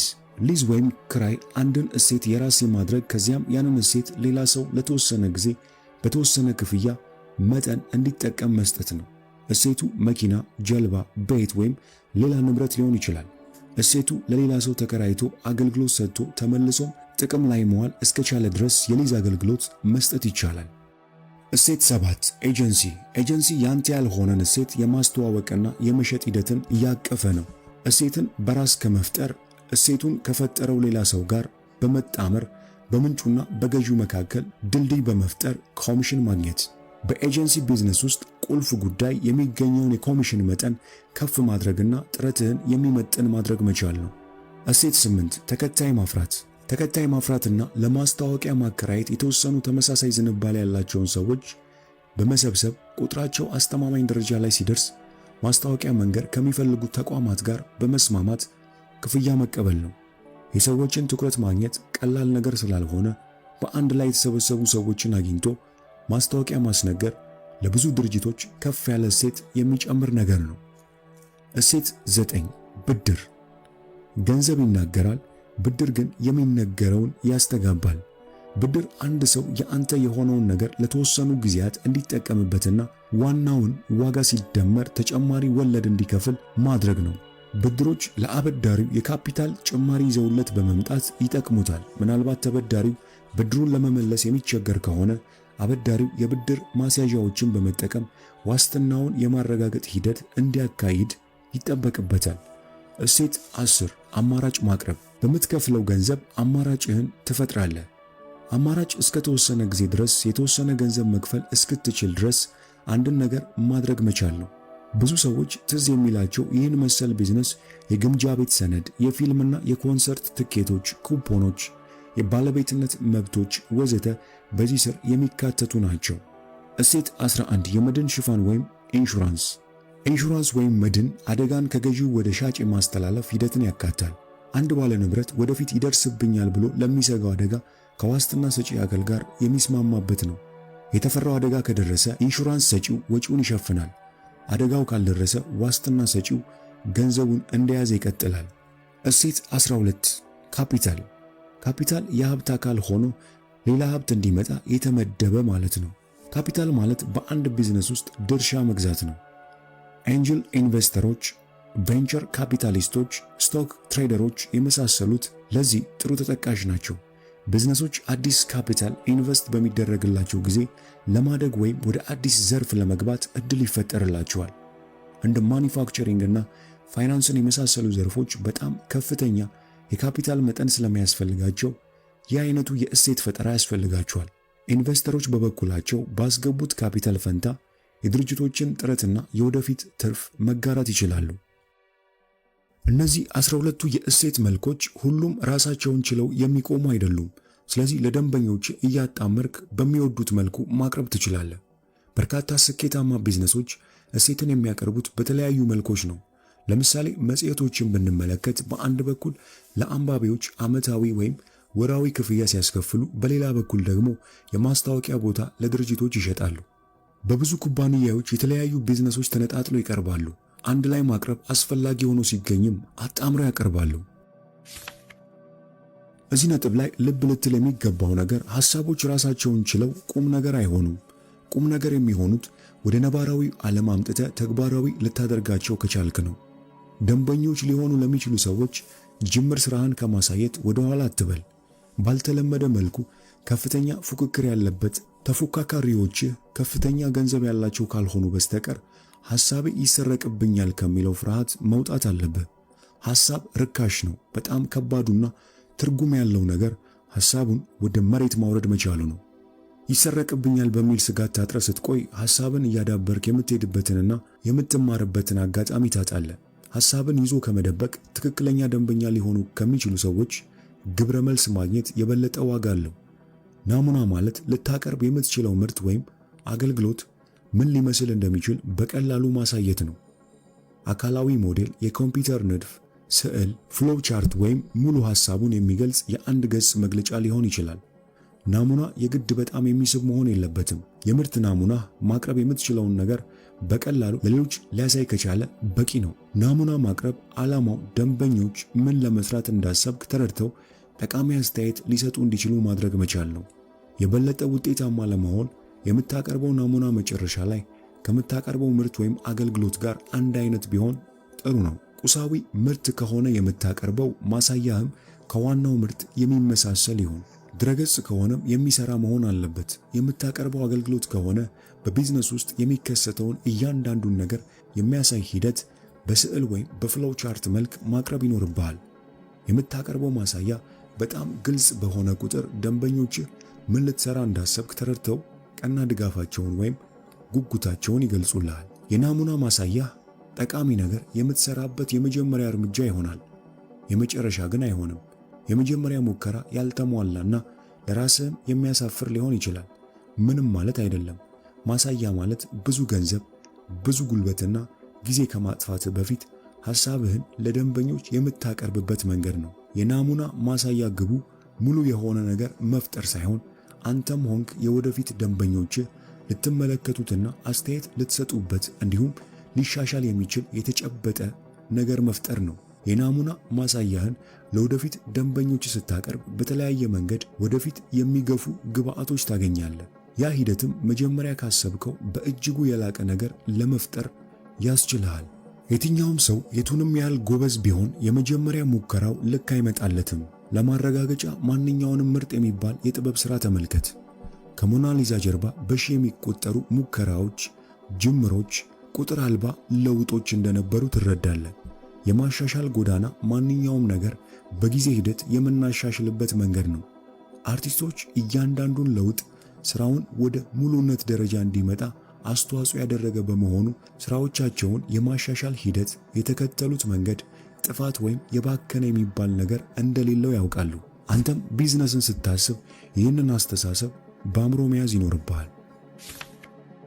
በሚቀጥለው ማለትም በክፍል 2 ከዚህ መጽሐፍ እሴት ማቅረብ ወይም ቢዝነስ መፍጠር ብቻውን በቂ እንዳልሆነ እናያለን። ምክንያቱም አንተ ስለፈጠርከው ቢዝነስ ማንም ግድ የማይሰጠው ከሆነ የቱንም ያህል ዋጋ ያለው ነገር ብታቀርብ ያለ ማስታወቂያ ወይም ያለ ማርኬቲንግ ይህ የፈጠርከው ቢዝነስ ዋጋ አይኖረውም። የፈጠርከውን ቢዝነስ መኖሩን የማያውቁ ሰዎች ያቀረብከውን ነገር ሊገዙ አይችሉም። ላቀረብከው ነገር ፍላጎት ከሌላቸውም እንዲሁ። እንዴት ስኬታማ የሆነ የማርኬቲንግ ጥበብን መካን እንደምትችል በክፍል 2 ከዚህ መጽሐፍ እናያለን።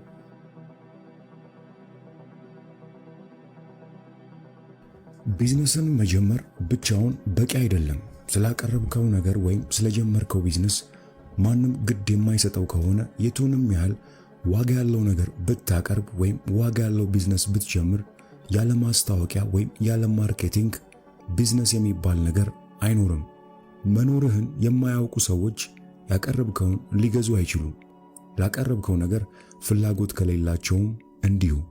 ሁሉም ስኬታማ ቢዝነስ ዓላማው የትክክለኛዎቹን ሰዎች ትኩረት ካገኘ በኋላ በቀረበው ነገር ላይ ፍላጎት እንዲያሳድሩ ማድረግ ነው። ፍላጎት ያለው ሰው ከሌለ መሸጥ አትችልም። ትርጉም ያለው የገንዘብ ፍሰት ከሌለ ደግሞ ቢዝነሱ አይቀጥልም። የሽያጭ ሥራ ማለት በአቅርቦቱ ላይ ፍላጎት ያላቸውን ሰዎች የመሰብሰቢያ መንገዶችን የማግኘት ሂደት ነው። የዓለማችን ምርጥ ቢዝነሶች ሊገዙ የሚችሉ ሰዎችን በፍጥነትና በቀላል ወጪ ማግኘት የሚችሉት ናቸው። መግዛት የሚችሉ ሰዎችን በቀላሉ መለየት በቻልክ መጠን ቢዝነስ በትክክለኛው መንገድ ላይ ይሆናል። የሽያጭ ሥራ ከመሸጥ ጋር አንድ አይደለም። ምንም እንኳን የቀጥታ ማርኬቲንግ ስትራቴጂዎች ትኩረት በማግኘትና ለሽያጭ በመጠየቅ መካከል ያለውን ጊዜ ቢያሳጥሩትም ሽያጭና ማስታወቂያ ወይም ሽያጭና ማርኬቲንግ ሁለት የተለያዩ ነገሮች ናቸው። ማርኬቲንግ መታየትና ትኩረት ማግኘት ስለመቻል ሲሆን፣ ሽያጭ ግን ስምምነት ስለመፈጸም ነው። በትኩረት ላይ በተመሰረተ ኢኮኖሚ ውስጥ ማስታወቂያ ትኩረት ካልሳበ ተሸናፊ ነህ። ቢዝነስን ሊገዙ የሚችሉ የደንበኞችን ትኩረት የመሳብ ጥበብ። ዘመናዊ ሕይወት ትኩረት በመሳብ ላይ የተመሰረተ ነው። በአሁኑ ሰዓት ስንት ነገሮች ትኩረትህን ለማግኘት እየተፎካከሩ እንደሆነ አስብ። የሚሰራ ሥራ አለብህ። ስልክ መደወል፣ ኢሜል መከታተል፣ ሶሻል ሚዲያን ቼክ ማድረግ፣ ቴሌቪዥን መመልከት፣ ሙዚቃ ማድመጥ፣ ቁጥር አልባ ድረገጾችን መጎብኘት። ሁሉም ሰው በጣም ብዙ የሚሰራ ሥራዎች አሉበት። ያለው ጊዜ ግን በጣም ውስን ነው። የማርኬቲንግ ቁጥር አንድ ሕግ ኢላማ የሆነው ሰው ሊሰጥ የሚችለው ትኩረት በጣም ውስን መሆኑን መገንዘብ ነው። ሁሉንም ነገሮች ማዳረስ ስለማትችል በጣም ለሚያሳስቡ ነገሮች ከፍ ያለ ትኩረት ሰጥተህ የማያሳስብህን ወደ ጎን ታደርገዋለህ። ደንበኞች ሊሆኑ የሚችሉ ሰዎችም ልክ እንደዚያ ናቸው። የሰዎችን ትኩረት ለማግኘት ትኩረት ሊሰጡት በወሰኑበት ቦታ ላይ ክፍተት ማግኘት አለብህ። በተለይ ከፍ ያለ ዋጋ ያለው ትኩረት በጥረት የሚገኝ ነው። የአንድን ሰው ትኩረት ለማግኘት ስትሞክር ልብ ማለት ያለብህ ከቀሪው ዓለም ጋር በሙሉ እየተፎካከርክ እንደሆነ ነው። ትኩረት ለማግኘት ከሌሎች ተፎካካሪዎች ሁሉ በመብለጥ የሚስብ ሆኖ መገኘት ያስፈልጋል። ሰዎች ስለምትሰራው ነገር ግድ ከሌላቸው ትኩረት ሰጡም አልሰጡም ዋጋ አይኖረውም። ፍላጎት ትኩረት ማግኘት ብቻ ከሆነ ግን ቢዝነሱን ትተህ ሐምራዊ ሱፍ ለብሰ በጎዳና ላይ እየጮክ ብትሄድ እሱን ታገኘዋለህ። በቢዝነስ ዓለም አንዳንድ ትኩረቶች አስፈላጊ ናቸው። ትኩረት ማግኘት አለብህ። ወደፊት ካንተ መግዛት የሚችሉ ሰዎችን መሳብ ካልቻልክ ጊዜህን እያባከንክ ነው። የሰዎች መወያያ መሆን ወይም ትኩረት ማግኘት መልካም ነው። ቢዝነስ ግን ትርፋማ ሽያጮችን የመፈጸም ሂደት እንጂ የእውቅና ውድድር አይደለም። በብሔራዊ ቴሌቪዥን ወይም በዝነኛ ድረገጽ ላይ መታየት ደስ የሚል ነገር ነው። ነገር ግን ብዙ ጊዜ ይህ አይነቱ ታዋቂነት የቀጥታ ሽያጮችን አያመጣም። እንዲያውም ራስን ዝነኛ ለማድረግ የሚጠፋው ጊዜና ሀብት ለደንበኞች በምታቀርበው ነገር ላይ ማሻሻያ ማድረግ እንዳትችል እንቅፋት ሊሆን ይችላል። ማግኘት የሚገባ ትኩረት ካንተ ሊገዙ ከሚችሉ ሰዎች መሆን አለበት። ያንን ስታደርግ ቢዝነስህን ትገነባለህ። በዚህ ምዕራፍ ውስጥ ያሉት የአእምሮ ሞዴሎች ይህንን እንድታደርግ ያግዙሃል። ተቀባይነት። ሰዎች የማይፈልጉትን ነገር ትኩረት አይሰጡም። የአእምሮአችን አንደኛው አገልግሎት ትኩረት መስጠት ያለብንን ከሌለብን መለየት ነው። በሰዎች ዘንድ በፍጥነት ለመረሳት ፈጣኑ መንገድ ግድ ስለማይሰጣቸው ነገር ማውራት ነው። ተቀባይነት አንድ ሰው ምን ያህል ለመልእክትህ በሩን እንደሚከፍት መለኪያ ነው። ተቀባይነት ሁለት ወሳኝ ክፍሎች አሉት፣ ምንና መቼ። ሰዎች የተወሰኑ ነገሮችን የተወሰኑ ክፍሎች በተወሰኑ ጊዜያት ነው የሚቀበሉት። እኔ ለምሳሌ ስለ አዳዲስ የቢዝነስ መጽሐፍት መስማት ወዳለሁ። ነገር ግን ከሌሊቱ 9 ሰዓት ላይ ከሆነ ምንም መስማት አልፈልግም። መደመጥ ከፈለክ የማስተላለፊያ መንገዱ ወሳኝ ነው። መልእክቱ የተላለፈበት ቅርጽ ሰዎች በውስጡ ያለውን መልእክት የሚቀበሉበትን ደረጃ ይወስነዋል። የመልእክቱ ቅርጽ መልእክቱ እነሱን ታሳቢ አድርጎ እንደተዘጋጀ የሚገልጽላቸው ከሆነ ትኩረታቸውን የማግኘት ዕድል ከፍ ያለ ይሆናል። ለየት ያለ መሆን። ማስታወቂያ ለጥራት አለመኖር የምትከፍሉት ግብር ነው። ልሮጥ በወጣው ቁጥር ሰዎች ስለ ጫማዎቼ ይጠይቁኛል። የሚጠይቁኝ ፋሽን ስለሆኑ ሳይሆን የተለዩ ስለሆኑ ነው። 5 ፊንገርስ የሚሉ እንቁራሪት የሚመስል ቅርጽ ያላቸው ጫማዎች ናቸው። እናም በቀላሉ ሰዎች ትኩረት ውስጥ እገባለሁ። ቫይብራም ፊንገርስ ጫማዎች ለስላሳና መሬቱን ስረግጠው በትክክል እንዲሰማን ግን ደግሞ የምንረግጠው ነገር እንዳይጎዳን ያደርጋል። እኔም ለሞክራቸው የገዛዋቸውና መጫማቴን የምቀጥለውም ለዚያ ነው። ጫማዎቹ ልዩ በመሆናቸው ላገኘዋቸው ሰዎች የት እንዳገኘዋቸው፣ ለምን እንደገዛሁት፣ ዋጋቸው ስንት እንደሆነና ከፈለጉ የት ሊያገኟቸው እንደሚችሉ ማውራት ይኖርብኛል። ፋይቭ ፊንገርስን የተጫማ ሰው ሁሉ ለድርጅቱ በራሱ ፍላጎት ነፃ ማስታወቂያ መስራቱ አይቀርም። ከቢዝነስ እይታ የፋይቭ ፊንገርስ ትኩረት የመሳቢያ ስትራቴጂ በትክክል ይሰራል። እንደ ኒውዮርክ ታይምስ ዘገባ ጫማው ከተዋወቀ 2006 ጀምሮ በየዓመቱ በ3 እጥፍ እያደገ ሽያጭ እያስመዘገበ ነው። ለየት ያለ መሆን ትኩረት ለመሳብ ምርጡ መንገድ ነው። አቅርቦትህን ለየት ያለ አድርገህ ካዘጋጀኸው ትኩረት መሳብ ቀላል ይሆንልሃል። ሊገዛ የሚችል እዚህ ምድር ላይ 8 ቢሊዮን ሰዎች አሉ። 99.999% የሚሆኑት ገንዘባቸውን ባይሰጡህ ይመርጣሉ። በማርኬቲንግ ሕግ በምድር ላይ ያለ ሰው ሁሉ አንተ ላቀረብከው ነገር ግድ ያለው አድርጎ መቁጠር ትልቅ ስህተት ነው። ያንን ለማሰብ ምናልባት የምታቀርበው ነገር ከዳቦ የተሻለ ሊሆን ይገባዋል። እርግጠኛ ሆኜ የምነግርህ መራራ እውነት በምድር ላይ ያሉ አብዛኞቹ ሰዎች አንተ ስለምታቀርበው ነገር ምንም ግድ እንደሌላቸው ነው። ደስ አይልም፣ ግን ይህ እውነት ነው። ደስ የሚለው ግን ስኬታማ ለመሆን ሁሉንም ሰው መሳብ ወይም ማስደሰት የሌለብህ መሆኑ ነው። ቢዝነስህን ለማስቀጠል በሚያስችል ደረጃ ገንዘብ መክፈል የሚችሉ ጥቂት ሰዎችን ትኩረት ማግኘት ከቻልክ በቂ ነው። ትኩረትህን ስለምትሰራው ሥራ በቂ ትኩረት የሚሰጡ ሰዎች ላይ ማድረግ አዋጭ ነው። ልምድ ያላቸው የማስታወቂያ ሰራተኞች የሁሉንም ሰው ትኩረት ለማግኘት አይሞክሩም። የትክክለኛ ሰዎችን ትኩረት በትክክለኛው ሰዓት ለማግኘት ነው የሚሞክሩት። ለምሳሌ የሞተር ሳይክል ኩባንያ ውስጥ የማስታወቂያ ሰራተኛ ከሆንክ ሰይፉ ፋንታውን ሾው ላይ በመቅረብ ለማስተዋወቅ መድከም አይኖርብህም።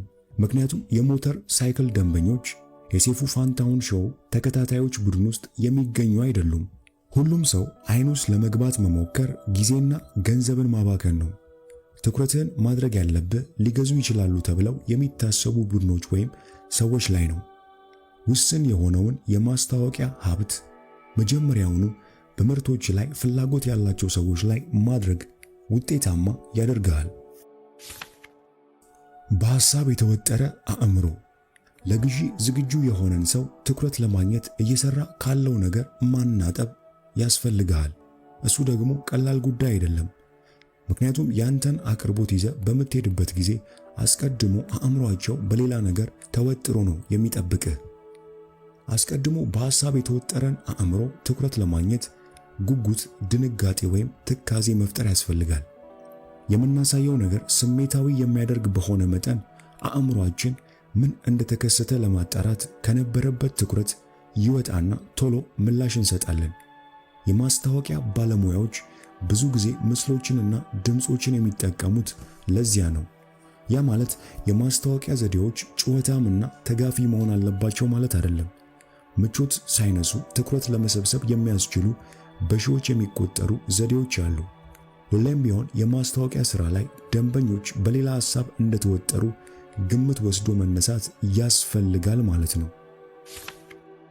የመጨረሻ ውጤት ብዙዎቹ የቢዝነስ ዕድል ፈላጊዎች በዕለት ተዕለት የቢዝነስ ጉዳዮች ላይ ለመሳተፍ ፍላጎት የላቸውም።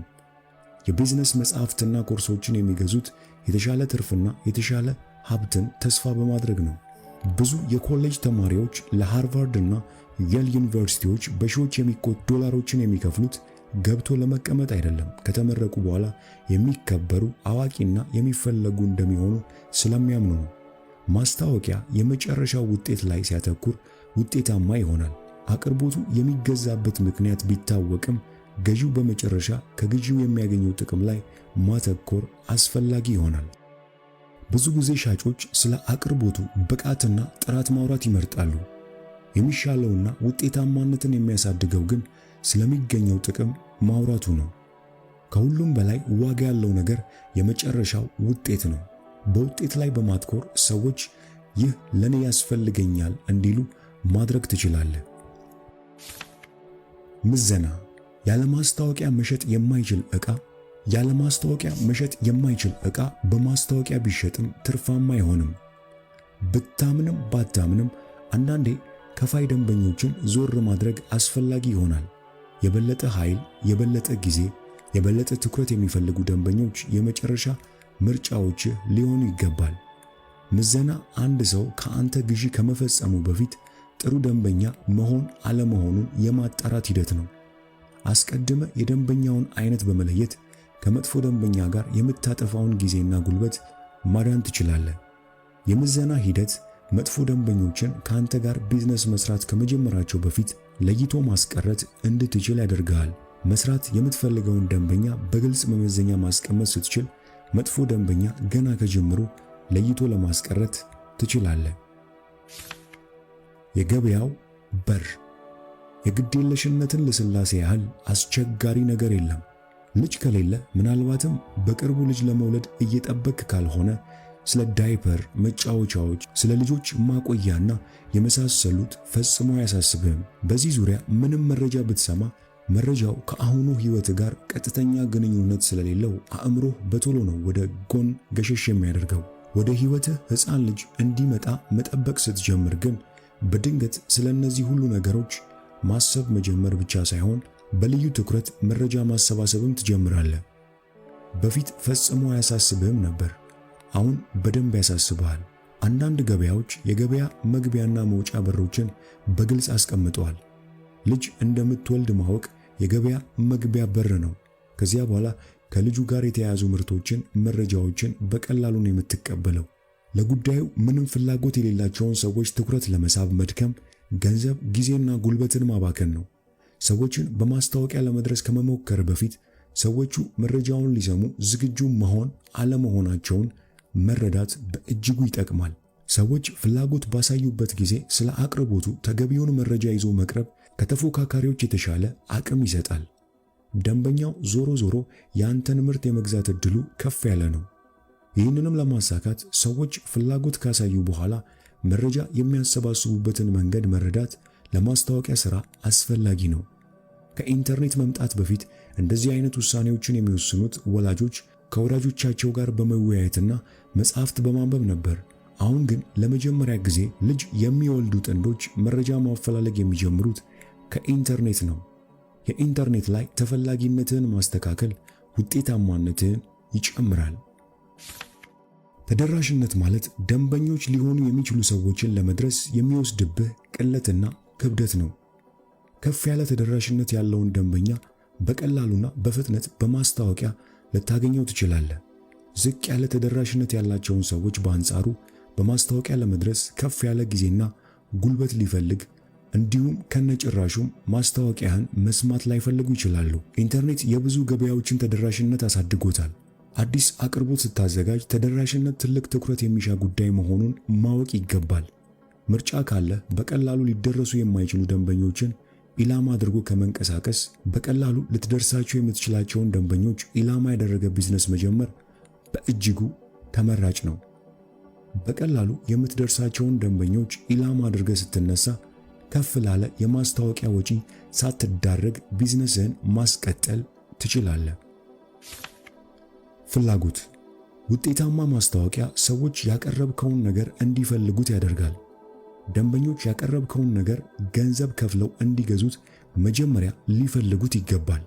ማስታወቂያ ሰዎች ምርቶችህን እንዲፈልጉት የማያደርግ ከሆነ ጊዜና ገንዘብህን እያባከንክ ነው። ለብዙ ሰዎች ምቾት የማይሰጣቸው የማርኬቲንግ ክፍል ፍላጎትን መፍጠር ነው። በምዕራባውያኑ የፖፕ ባህል መሰረት ሰዎችን ለአንድ ምርት ወይም አገልግሎት ፍላጎት እንዲያሳድሩ ማድረግ መንጋ እንደማሳሳት ወይም ሰዎችን እንደማታለል ይቆጠራል። ነገር ግን እንደ እውነቱ ከሆነ የሰው ልጆች ያልፈለጉትን ነገር መሸጥ የሚቻል አይደለም። በአጭር ጊዜ ውስጥ ቢሊዮን ዶላሮችን የማጥፊያ ቀላሉ መንገድ ለሰዎች የማይፈልጉትን ነገር ለመሸጥ መሞከር ነው። የሰው ልጅ አእምሮ በዚህ መንገድ አይሰራም። የምንገዛው በጥቂት መጠንም ቢሆን ስንፈልገው የነበረውን ነገር ብቻ ነው። የማስታወቂያ ዋናው ነጥብ ሰዎች አስቀድመው የሚፈልጉትን ነገር መረዳትና አቅርቦታችንን ከፍላጎታቸው ጋር አጣጥሞ ማቅረብ መቻል ነው። ምርጡ የማርኬቲንግ መንገድ ሰዎች ምኞታቸውን በአንተ አቅርቦት በኩል እንዴት እንደሚያሳኩት ማስተማር ነው። እንደ ማስታወቂያ ሰዎች ያንተ ድርሻ ብዙዎች አቅርቦትህን እንዲፈልጉት ማድረግ ብቻ ሳይሆን በአቅርቦቱ ተጠቅመው ምኞታቸውን ማሳካት እንደሚችሉ ማሳመን መቻል ነው። ስለዚህ ሰዎች ምንድነው የሚፈልጉት? አስቀድመን በመጀመሪያው ቪዲዮ ማለትም ቢዝነስ እንዴት ይፈጠራል በሚለው ስር የሰውን ምኞትና ፍላጎት የሚቆጣጠሩ ሰውኛ ገፊ ምክንያቶች ናቸው። ምናልባት የዚህን መጽሐፍ የመጀመሪያውን ቪዲዮ ማለትም ቢዝነስ እንዴት ልጀምር ወይም የቢዝነስ ጥበብ የሚለውን ቪዲዮ ከዚህ ቪዲዮ በኋላ እንድትከታተሉ ትጋብዛችኋለሁ። በክፍል 1 እንደገለጽነው በምታቀርበው ነገር ከነዚህ ፍላጎቶች በርከት ያሉትን መሸፈን ከቻልክ የምርት ተፈላጊነት ከፍተኛ ይሆናል። በምናብ መሳል። ወደ መኪና ገበያዎች ስታመራ የመኪና አሻሻጩ ዋና ዓላማ መኪና ውስጥ ገብተህ በመንዳት መሞከር እንድትችል ማድረግ ነው። ለሙከራ መንዳት በዓለም ላይ በርካታ መኪናዎች እንዲሸጡ የሚያደርግ የሚሰራ ስልት ነው። ለሙከራ እንድታሽከረክር ማድረግ ሻጩ ሊጠቀምበት የሚችለው ከፍተኛ መሳሪያ ነው። መኪናውን ነድተህ እስክትሞክረው ድረስ ስለ መኪናው የምታደርገው የግዢ ድርድር ሁሉ ራስህን ከመኪናው የነጠለ ሂደት ነው። የተለያዩ መኪናዎችን ከነመግለጫቸው ማመዛዘንና ማወዳደር በምትችልበት ደረጃ ላይ ነህ። የማወዳደር እንጂ የመግዛት ስሜት ውስጥ አትገባም። ልክ መኪናውን ማሽከርከር ስትጀምር ግን አእምሮህን ስሜት ይወረዋል። ይህንን መኪና መንዳት ከጀመርክ በኋላ ሕይወትህ ምን እንደሚመስል በምናብ መሳል ትጀምራለህ። ከዚያ ማወዳደሩን ትተውና መፈለግ ትጀምራለህ። አንዴ መፈለግ ከጀመርክ ደግሞ ጊዜው ሊረዝም ይችላል እንጂ መግዛትህ አይቀርም። ሰዎች ምርቶችህን እንዲፈልጉት ከሚያደርጉ ነገሮች አንዱ ምርትህ ሕይወታቸውን እንዴት የሚቀይረው በምናባቸው እንዲስሉት ማድረግ ነው። የሰው ልጅ አእምሮ ተግባርን ተከትሎ በምናብ ወደ መሳል ይገባል። ይህንን ተፈጥሯዊ ሁኔታ ለማስታወቂያ መንገድህ ልትጠቀምበት ይገባል።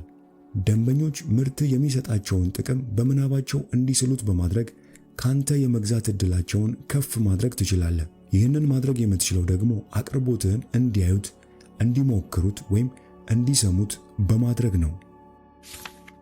ነፃ ከማንም ሰው ክፍያ ለመቀበል ትርፍ አልባነትን የሚያረጋግጥ መንገድ ነው። ትኩረት ማግኘት ክፍያ ከማግኘት ጋር አንድ አይነት አይደለም። ፈጣን ትኩረት ከፈለክ ዋጋ ያለውን ነገር በነፃ ስጥ። ሰዎች ምንም ሳይከፍሉ ጠቃሚ ነገር ማግኘትን ይወዱታል።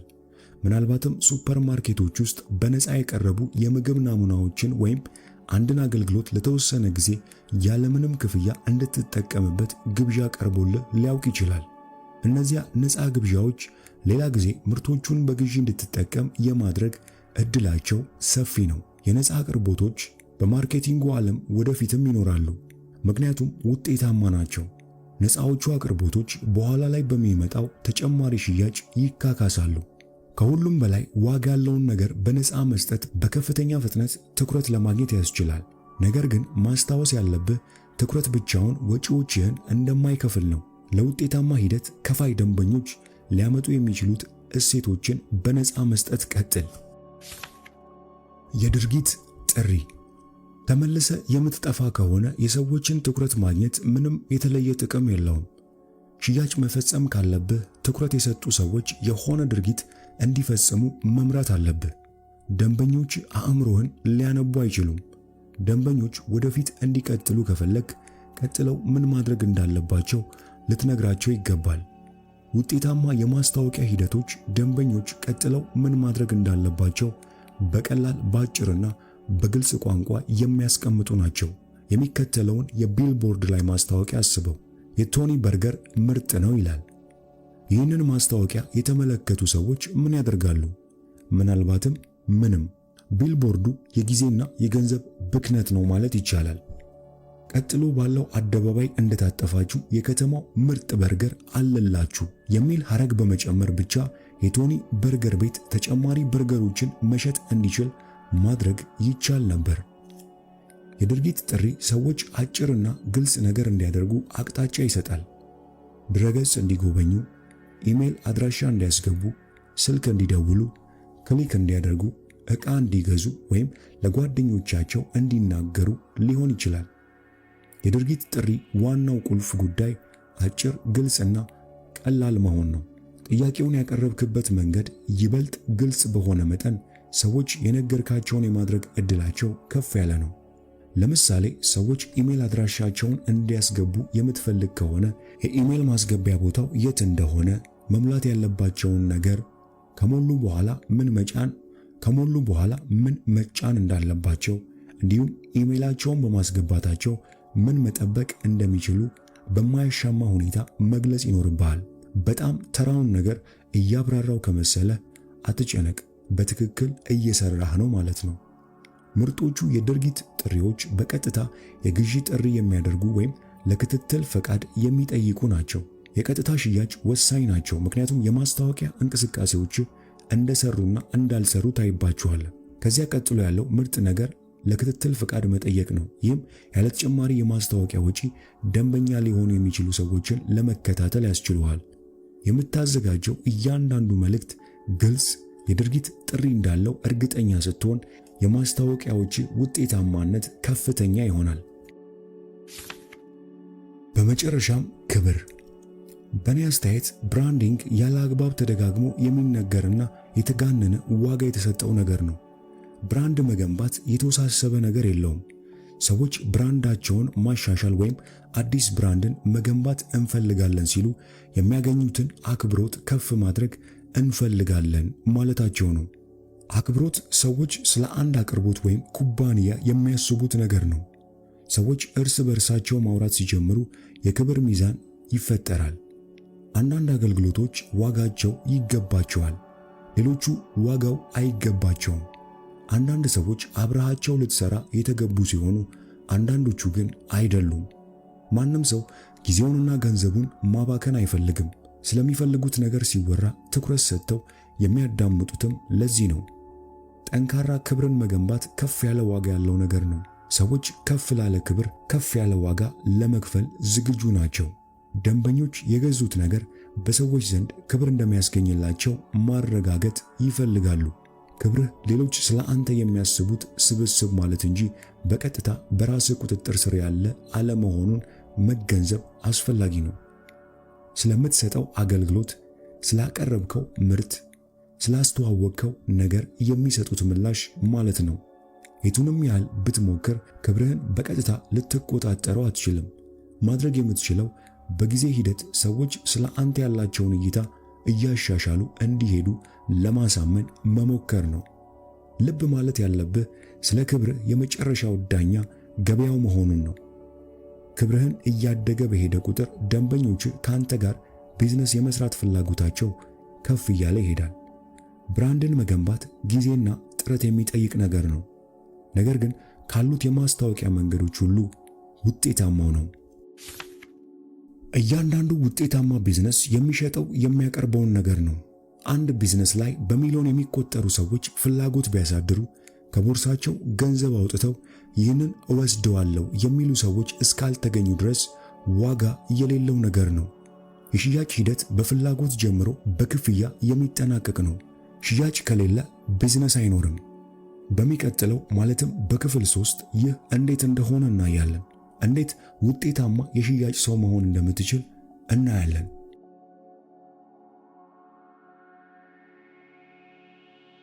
እያንዳንዱ ውጤታማ ቢዝነስ የሚጀምረው የሚያቀርበውን ነገር ነው። አንድ ቢዝነስ ላይ በሚሊዮን የሚቆጠሩ ሰዎች ፍላጎት ቢያሳድሩ ከቦርሳቸው ገንዘብ አውጥተው ይህንን እወስደዋለሁ የሚሉ ሰዎች እስካልተገኙ ድረስ ያ ቢዝነስ ዋጋ የሌለው ነገር ነው።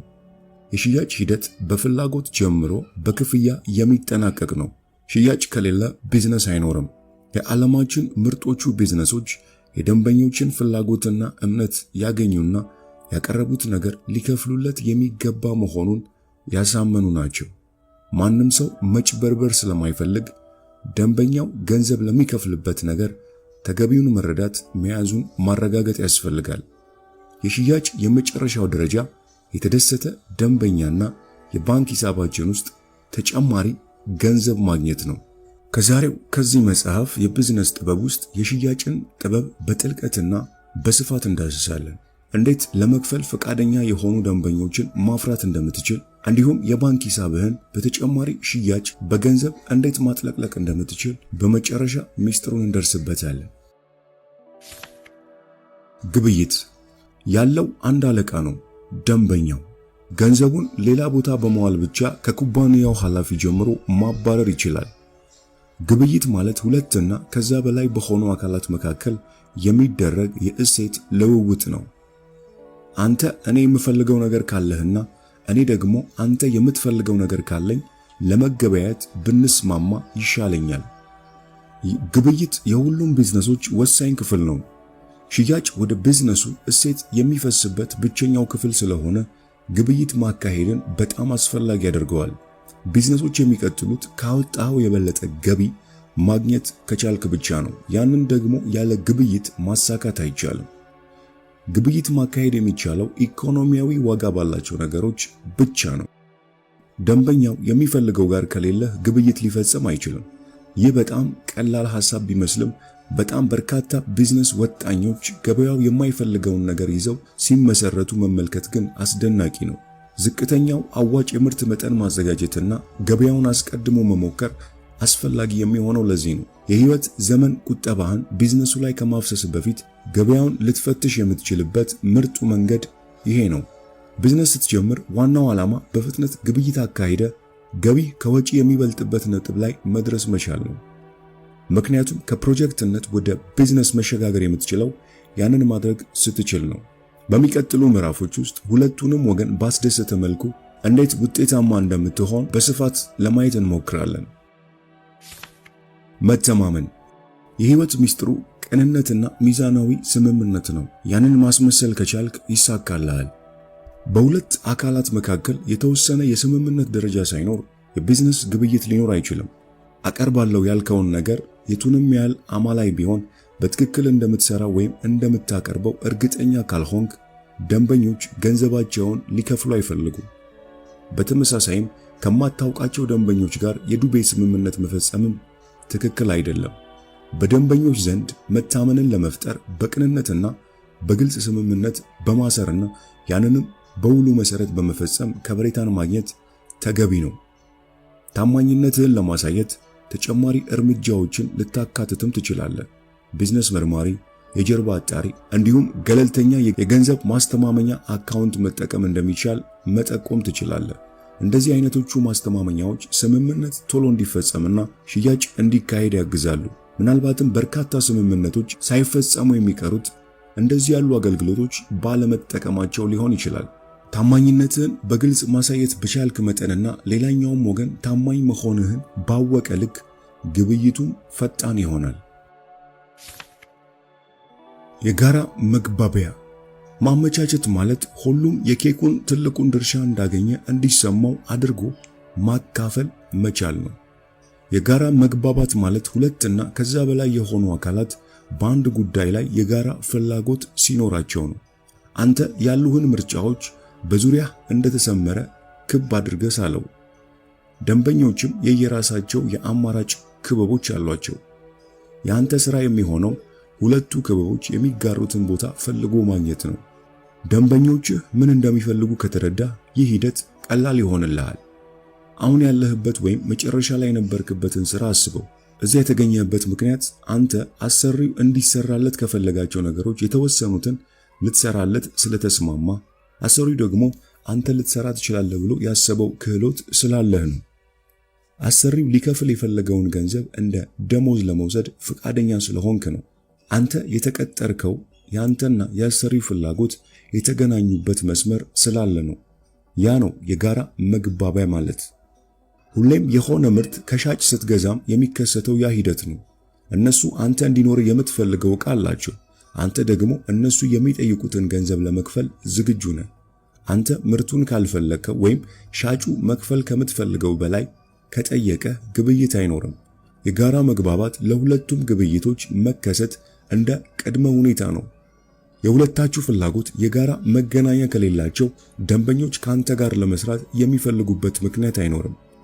የጋራ መግባቢያ ለማግኘት ፍላጎቶችን ማጣጣም የግድ ነው። ሽያጭ ማለት ሰዎች የሚፈልጉትን ነገር እንዲገዙ ማሳመን አይደለም። ወደ ስኬታማ ግብይት የሚያደርሱ በርካታ መንገዶች አሉ።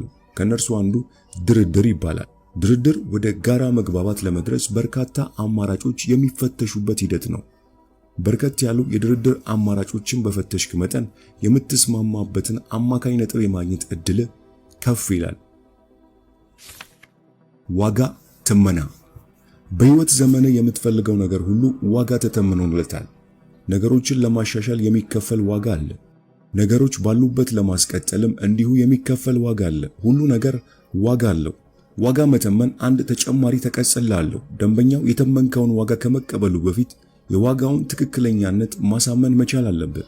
ብዙውን ጊዜ ሰዎች የሚፈልጉት በተቻላቸው መጠን ዝቅ ያለ ዋጋ መክፈል ነው። ሰዎች የምትፈልገውን አይነት ጥሩ ገንዘብ እንዲከፍሉ ከፈለግ የዋጋውን ተመጣጣኝነት በሚያሳምን መልኩ ማስረዳት መቻል ይኖርብሃል። ጨረታዎች ተንቀሳቃሽ ለሆኑ ዋጋዎች ሁነኛ መገለጫዎች ናቸው። የጨረታ ላይ ዋጋዎች የሚወሰኑት ምን ያህል ፈላጊ አለና ፈላጊዎችስ ምን ያህል የመክፈል ፍላጎት አላቸው በሚለው ነው። ጨረታዎች በገበያ ላይ ተመሳሳይና ተፎካካሪ ምርት ለሌላቸው አቅርቦቶች ዝቅ ያለ መነሻ ዋጋ ማስቀመጥና ተፎካካሪ ገዢዎች ዋጋ እየጨመሩ እንዲሄዱ በማድረግ እውነተኛውን ከፍ ያለ ዋጋ መፍጠር ይችላሉ። ለዚህም ጥሩ ምሳሌ የሚሆነው እንደ አልማዝ ያሉ ዕቃዎች ለሽያጭ ከቀረቡ የሚቀርቡት በጨረታ የሽያጭ መንገድ ብቻ የሚሆነው። አራቱ ዋጋ መተማመኛ መንገዶች። የዋጋ ትመና ጽንሰ ሐሳብ ዋጋው የቱንም ያህል ሊሆን ይችላል ይላል። ልትሸጠው የምትፈልገው ቤት አለህ እንበል። ቤቶች ወጥ የሆነ ዋጋ ስለሌላቸው ዋጋ የምታወጣለት አንተ ነህ። ከፍ ባለ ዋጋ ልትሸጠው ትፈልጋለህ እንበል። ታዲያ ደንበኛ ሊቀበለው የሚችለው አይነት ከፍ ያለ ዋጋ ልትተምንለት የምትችለው እንዴት ነው? የአንድን ነገር ዋጋ ለመተመን አራት አይነት መንገዶች አሉ። አንደኛ ወጪን መተካት፣ ሁለተኛ ገበያ ንጽጽር፣ ሶስተኛ የተጣራ አሁናዊ ዋጋ፣ አራተኛ እሴት ንጽጽር። እነዚህ አራት መንገዶች አንድን ነገር ምን ያህል ዋጋ ልትሰጠው እንደምትችል ያግዙሃል። ወጪን የመተካት መርህ ዕቃውን ለመተካት ምን ያህል ወጪ ያስወጣሃል የሚለውን ጥያቄ ከመመለስ ይጀምራል። ለምሳሌ ባነሳነው የቤት ምሳሌ ያንን የመሰለ ቤት ለመገንባት ምን ያህል ወጪ ያስወጣል ብለን ነው የምንጠይቀው። የገበያ ንጽጽር ዘዴ ደግሞ እንዲህ ያሉ ሌሎች ነገሮች በምን ያህል ዋጋ ይሸጣሉ የሚለውን ጥያቄ በመመለስ ዋጋውን ያጠጋጋል። በቤቱ ጉዳይ ላይ ጥያቄው በዚህ አካባቢ በቅርብ የተሸጡ ቤቶች በምን ያህል ዋጋ ተሸጡ የሚል ይሆናል። የገበያ ንጽጽር ዋጋ ለማውጣት የሚዘወተር መንገድ ነው። በአካባቢ ያሉ ተመሳሳይ ምርት ወይም አገልግሎቶችን በማጥናት የነሱን ዋጋ ለማነጻጸሪያነት ተገቢ ካልሆነ ቅናሽ ዋጋ ያድናል። የእሴት ማነጻጸሪያ ዘዴው ተፈላጊነት የሚኖረው ለማን ነው የሚለውን ጥያቄ በመመለስ ዋጋውን ለመበየን ያግዛል። ከላይ በጠቀስነው ቤት አንጻር ጥያቄው በተወሰኑ ሰዎች አይን ዋጋ እንዲኖረው የሚያደርጉት የትኞቹ ገጽታዎች ናቸው የሚል ይሆናል። ቤቱ በአካባቢው ጥሩ የህዝብ ትምህርት ቤት ባለው ማራኪ በሆነና ደህንነቱ በተጠበቀ ሰፈር እንዳለ እናስብ። እነዚህ ባህሪያት ቤቱን እድሜያቸው ለትምህርት የደረሱ ልጆች ባሏቸው ቤተሰቦች በተለይም በዚያ ትምህርት ቤት ለማስተማር በሚፈልጉ ቤተሰቦች ዘንድ የበለጠ ተፈላጊ ያደርገዋል።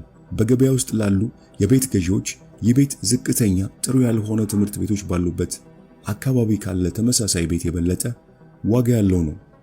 የዋጋ ንጽጽር ዋጋ ለማውጣት የተለመደው መንገድ ነው። ምክንያቱም ያለ ንጽጽር የተወሰነ ዋጋ በጣም ውድ ሊሆንና ገዢ ሊያባረር ይችላል። በተጨማሪም ሌሎቹን የዋጋ መተማመኛ ዘዴዎችን እንደ መነሻ መጠቀም ይቻላል።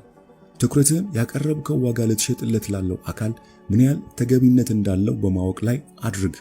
ከዚያም ዋጋውን በትክክል ወስን። የዋጋ ማሻሻያ ጥበብ።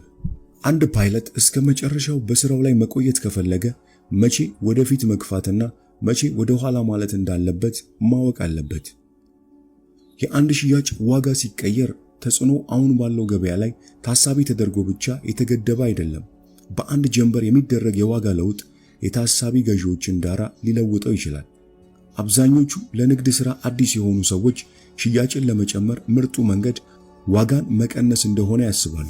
ያ ግን ሁል ጊዜ አይሰራም። እንዲያውም ዋጋ ማሳደግ ብዙ ደንበኞችን ለመሳብ ውጤታማ መንገድ ሊሆን ይችላል። ቅናሾች ደንበኞችን የሚስቡት የሚሸጠው ነገር ሸቀጥ ሲሆን ነው። በአንድ ነዳጅ ማደያና በሌላ ነዳጅ ማደያ መካከል ምንም አይነት ልዩነት ከሌለ የነዳጅ ዋጋን የሚቀንስ ጣቢያ ብዙ ደንበኞችን ሊያጣ ይችላል። በኢኮኖሚክስ ይህ ሐሳብ ዋጋ መለጠጥ ይባላል። ከፍተኛ የዋጋ መለጠጥ ችሎታ ያላቸው ቅናሾች ዋጋ ሲጨምር ወይም ሲቀንስ በገዢዎች ፍላጎት ላይ ትልቅ ለውጥ ያመጣል። ዝቅተኛ ዋጋ የመለጠጥ ችሎታ ያላቸው ምርቶች የፍላጎት መነዋወጥ ያጋጥማቸዋል። ከተለምዷዊ የዋጋ አወጣጥ ጋር ያለው ችግር ቅናሹ ሸቀጥ ካልሆነ አሳሳች ሊሆን መቻሉ ነው። በተግባራዊ ሁኔታ ግን ዋጋ መጨመር ይበልጥ ማራኪ የሆኑ ደንበኞችን ፍላጎት ሊጨምር ይችላል። አውቶሞቢሎች የዚህ አይነቱ የዋጋ ስልት ምሳሌ ናቸው። አንዳንድ መኪናዎች ውድ ስለሆኑ ተፈላጊ ናቸው። የቤንትሊ ምርት የሆነው ኮንቲኔንታል ጂቲ የሚገዛ ደንበኛ ቶዮታ ካምሪ ከሚገዛ ደንበኛ በጣም የተለየ ነው። የተለያዩ የዋጋ አወጣጥ ስልቶችን በምትሞክርበት ጊዜ የተወሰኑ አይነት ደንበኞችን መማረክ ታቆምና በጣም የተለየ ባህሪ ያላቸው ደንበኞችን መማረክ የምትጀምርባቸው የተወሰኑ ገደቦችን ታስተውላለህ። ይህ የዋጋ ሽግግር ድንጋጤ ፕራይስ ትራንዚሽን ሾክ ንግድህን የማስኬድ ልምድን ሙሉ በሙሉ ሊለውጠው ስለሚችል ቀለል አድርገህ ልትመለከተው አይገባም። በዋጋ ላይ የተመሰረተ ሽያጭ። በዋጋ ላይ የተመሰረተ ሽያጭ ወይም ቫልዩ ቤዝድ ሴሊንግ የአንተ አቅርቦት ለገዢው ጠቃሚ የሆነበትን ምክንያቶች የማስረጃና የማጠናከሪያ ሂደት ነው። ቀደም ባለው ክፍል የዋጋ ንጽጽር ዘዴ ብዙውን ጊዜ በአቅርቦት ላይ ተገቢ ዋጋን ለመተመን እንዴት የተሻለው መንገድ እንደሆነ ተወያይተናል። በዋጋ ላይ የተመሰረተ ሽያጭ ያንን ዋጋ እንዴት ተገቢ እንደሚያደርገው የማስረዳት ሂደት ነው። አንድ ስምምነት ለደንበኛው ጠቃሚ የሚሆንበት ምክንያት በመረዳትና በማስረዳት ስምምነቱ የመሳካት እድል መጨመር ነው። ይህም ገዢ የተጠየቀውን ዋጋ ለመክፈል እንዲደፍር ያደርገዋል። በዋጋ ላይ የተመሰረተ ሽያጭ ማዳመጥ እንጂ ማውራት አይደለም። ብዙ ሰዎች ስለ ሽያጮች ሲያስቡ ብቸኛው ቅድሚያ የሚሰጡት ስምምነቱን ለመዝጋት የሚገፋፋ ለስላሳና አማላይ ወሬ በቂ እንደሆነ ያስባሉ። ያገለገሉ መኪናዎችን የሚሸጡ ደላሎችን መኮረጅ ለውድቀት ፈጣኑ መንገድ ነው። ይህ አማላይ ዝብዘባ ደንበኞች ከሚፈልጉት ነገር ይልቅ ለራሳቸው ጥቅም የበለጠ እንደምናስብ እንዲሰማቸው ያደርጋል። እንደ እውነቱ ከሆነ ምርጥ የሚባሉት የሽያጭ ሰዎች ደንበኞች በትክክል የሚፈልጓቸውን ነገሮች በትኩረት ማዳመጥን የሚያስቀድሙ ናቸው።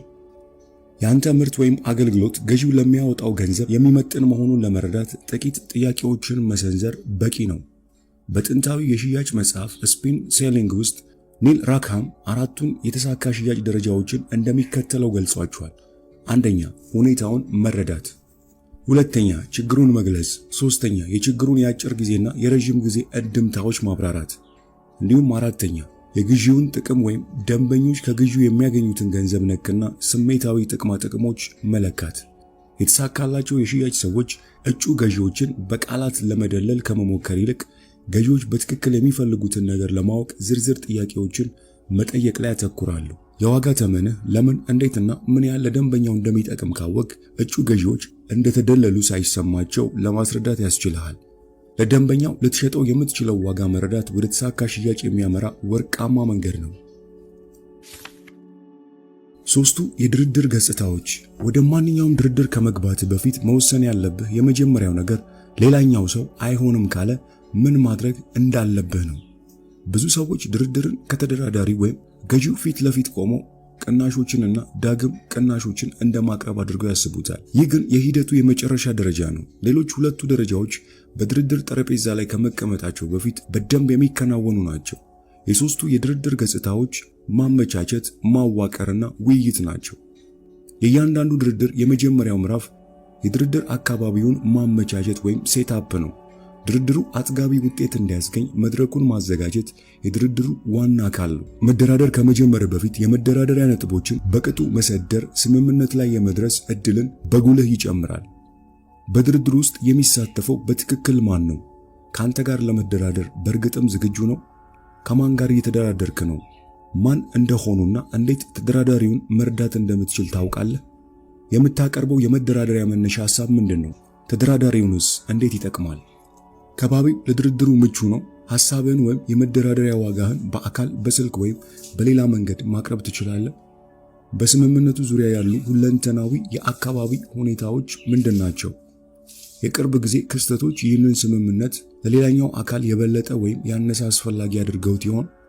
በስምምነቱ ዙሪያ ያለው አካባቢ በጥሩ ሁኔታ መመቻቸቱ በመጨረሻው ውጤት ላይ ትልቅ ሚና ይጫወታል። ስለዚህ በጠረጴዛው ዙሪያ ከመቀመጥ በፊት አካባቢ ጥሩ ስምምነት ለማግኘት ምቹ መሆኑን ማረጋገጥ ይገባል። ስለ ድርድሩ አካባቢያዊ ሁኔታ በማሰብ ከትክክለኛው ሰው ጋር እየተደራደርክ መሆኑን ማረጋገጥ ያስፈልጋል። ይህ ለመደራደር ስልጣን ያለው ትክክለኛው ሰው መሆን የምትፈልገውን እንድታገኝ ያስችልሃል። ለዚህ የድርድር ደረጃ ኃይል የሚሰጠው ቅድመ ጥናት ነው።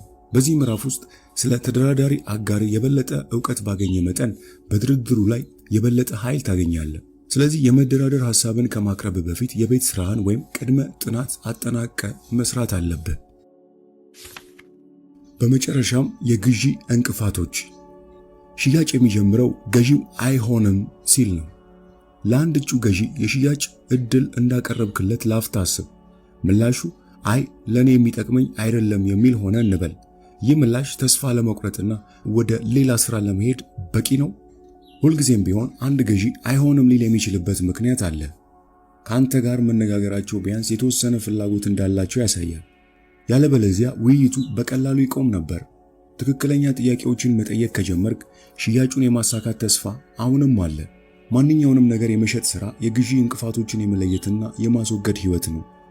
ስጋቶች፣ ያልታወቁ ነገሮችና አጠራጣሪ ጉዳዮች ግዢው እንዳይፈጸም ያሰናክሉናል። እንደ ሻጭ ዋና ሥራ መሆን ያለበት ግብይቱን ለማጠናቀቅ እንቅፋት የሚሆኑትን መሰናክሎች መለየትና ማስወገድ ነው። እነዚህን እንቅፋቶችንና መሰናክሎችን ካስወገድክ ያለ ጥርጥር ስምምነቱን ታሸንፋለህ።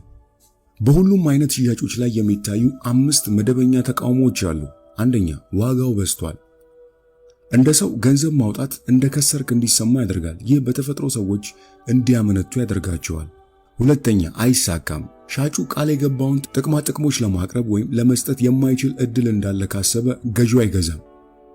ሶስተኛ፣ ለኔ አይሰራም። እጩ ገዢው ለሌሎች ሰዎች ጥቅም መስጠት የሚችል ቢሆንም እነሱ የተለዩ ናቸው ብሎ ያምን ይሆናል። አራተኛ፣ መቆየት እችላለሁ። ምንም እንኳን ሰዎች የሚፈቱት ችግር እንዳላቸው ግልጽ ቢሆንልህም እጩ ገዢዎች አሁን የግድ ሊፈቱት የሚገባ ችግር እንደሌላቸው ያምኑ ይሆናል። አምስተኛ፣ በጣም ከባድ ነው።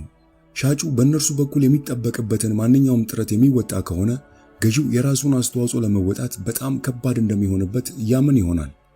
እነዚህን ተቃውሞዎች በተቻለ ፍጥነት ለማክሸፍ ቀደም ብሎ ግምት ውስጥ ማስገባቱ ጠቃሚ ነው። እነዚህ ተቃውሞዎች በጣም የተለመዱ በመሆናቸው እጩ ገዢው ዋጋውን ከማሰቡ በፊት መሰናክሎቹን ለማቃለል ማድረግ ያለብህን ማንኛውንም ነገር ማድረጉ የሽያጭ ሂደቱን በጣም ቀላል ያደርገዋል።